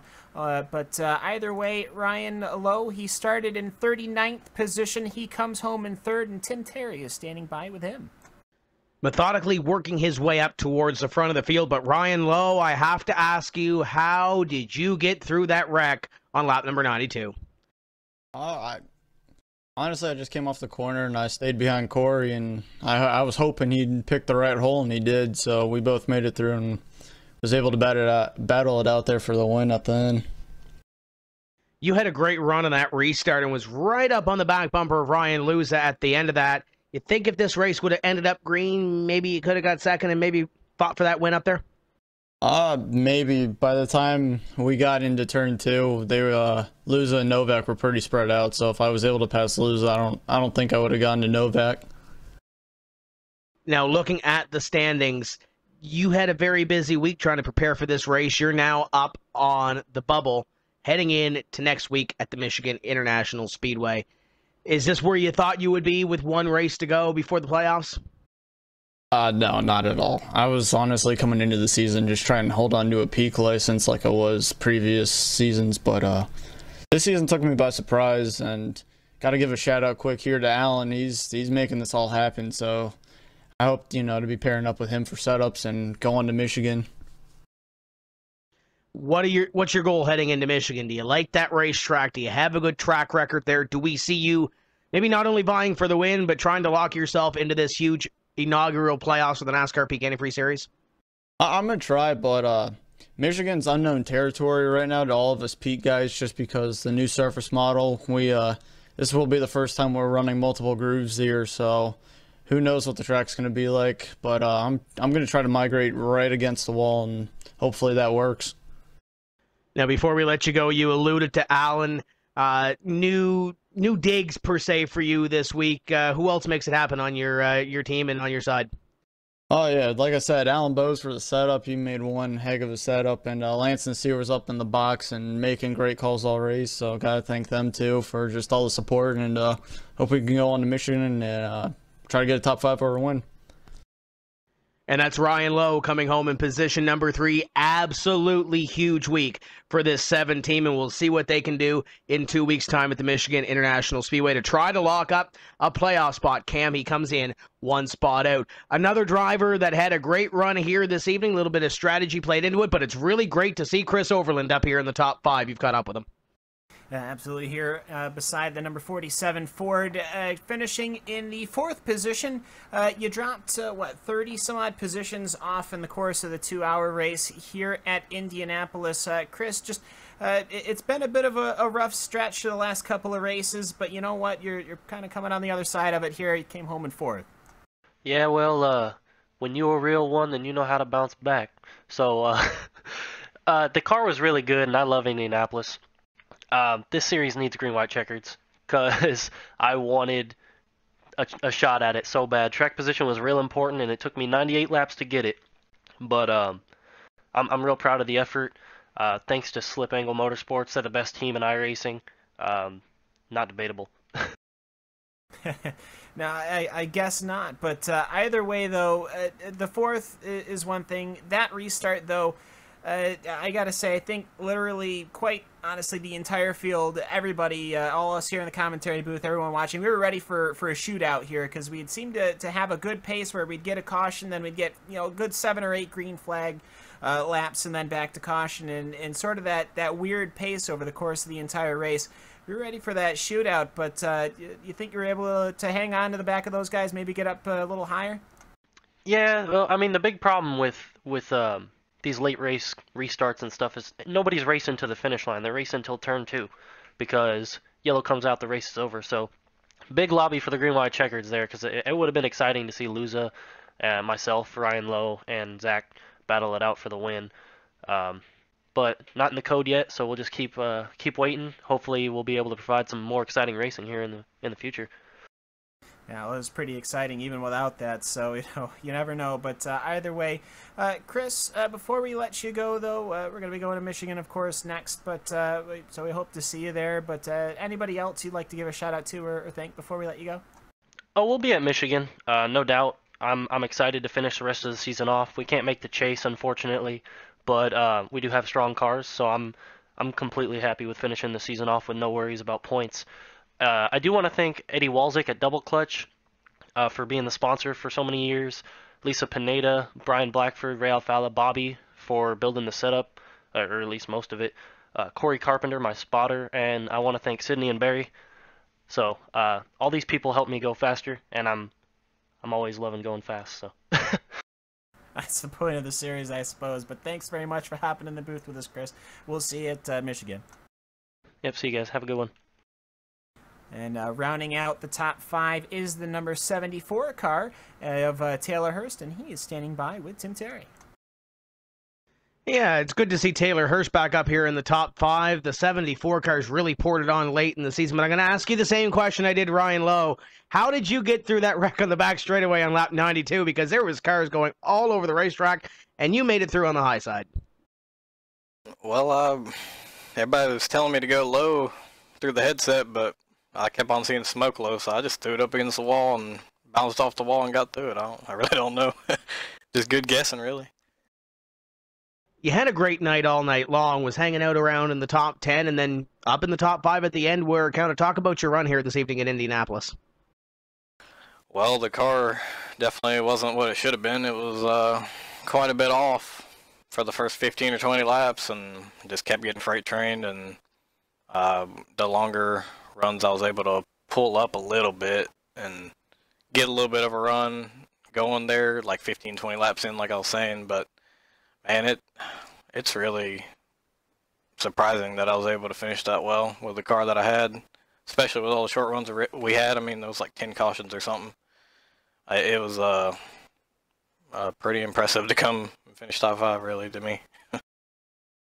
You've had a good little string of races here. Top 5 a few weeks ago at Sonoma, top 5 here in this one. Obviously, the start of the season, as we documented, hasn't gone the way that you wanted it to, but you're really seeming to turn it on here in the second half. Yeah, we've had good momentum the whole time, you know. Good cars 95% of the time, and I seem to be okay as a driver, but I mean, I'm not the best out here, you know, but I think every race that I finished this season, I've finished top 8. So I mean, that's nice. And obviously, some of those drivers in front of you have some drops to factor in. But after 11 races, you've completed 8 of them, and you're up in the top 25 in the standings. And you're only, without those drops factored in for the other drivers, you're only 12 points out of that bubble on the top 20. So that has to make you feel good heading in to Michigan. What do we suspect out of Michigan? Can we pull up a win there? We'll see how the car is, man. I've always liked Michigan. You know, not really high banked. I like the flatter the track, the better. Michigan's been a strong track for me. I believe I led quite a few there last year, and caution bit me or something. But I'm looking forward to it, man. I'm looking forward to the rest of the season. Not racing for points, just like I mean, I've been saying, I'm going for top 5s and trying to get a win. You know, I've been here for 2-3 years and just been trying to get a win, really. Who's on this race car and who's on the crew that helps you every week? Big shout out to RTR websites. Check them out. Check the website out. digital downforce graphics, Brad Newman photography, A10 Hawaiian Ice. Big thanks to Jason Miller and Christian Challoner and Marcus Richardson and everybody at APC for working on these things, man. A lot of time gets put into all this work by everybody. And, you know, just thanks to everybody who supports me, and congrats to Zach Novak tonight on his win. He dominated that thing, got the pole and everything. It's a cool deal. And there's Taylor Hurst coming home with another top 5 finish this season. Evan, 8 races, 3 top 5 finishes. The guy's on a roll in the 74 car. And ends out tonight in a good position, unlike many of the others. And tonight really did a number on the championship picture cam. We looked at it coming into tonight. We take a look at it going out of tonight. Again, not factoring in the drops. Bobby Zelensky going to maintain the top spot in the championship. You got Ray Alfala, Ryan Luza, Corey Vincent, and then Zach Novak launches from 8th to 5th position, courtesy of that win here tonight. Marcus Richardson, Christian Challoner, Logan Clampett wrecks out early. He falls to 8th. Only 10 points above Ryan Lowe for that final spot. A lot happened tonight. A lot can still happen in 2 weeks' time for the final one on the season, but there's a lot of drivers who may not have been feeling the heat into tonight that are definitely now. Yeah, I think we had quite a few moments that were pretty telling when we had those green flags runs, that the gloves were off. Pretty much there was always a battle between point positions, not just positions on track too, which was very exciting. But I got to say, for the guys that had the retirements here today, not what you wanted to do. Logan Clampett, we got to remember, he doesn't have the drop week, the courtesy of that drop week. So he's going to end up finishing 42nd. Obviously not the day you want to have, but, you know, you're looking at Michigan, another high-speed track, another track where if something starts going wrong in the front of the field, it typically collects a lot of cars. So we'll see if Logan Clampett can pull through or pull something off. I mean, I think he's got to be looking for the W or something. But just overall, a couple of danger spots, though. A little further back, you've got between your Matt Boos and Michael Connie, your Ryan Lowe. He's in 9th and Dylan Duvall's in 10th. They were having really good runs up until the incident. Obviously, Ryan Lowe coming out on top of that one, coming home in 3rd, where Dylan Duvall, he'll finish all the way back down in 30th. So it's just... the pressure's mounting for Michigan, and I think that's really one of the pluses of the chase format we have here, because you do not know what's going to happen when we unload there. And unlike many of the tracks that we're going to, Tim, we do have somewhat of an idea of what to expect when we head to Michigan International Speedway in 2 weeks' time, because we were at its sister track earlier this season in Fontana, in which Ryan Luza took home the checkered flag back on race number 3. But Ryan Lowe mentioned it in his interview as well, that it was a different build, and we got a brand new surface model. There's some differences in between earlier in the season and what we have now. And with the stakes that are on the line, yes, albeit there are some drivers that you mentioned in those point standings that might have a better cushion after tonight, those guys are still going to be fighting.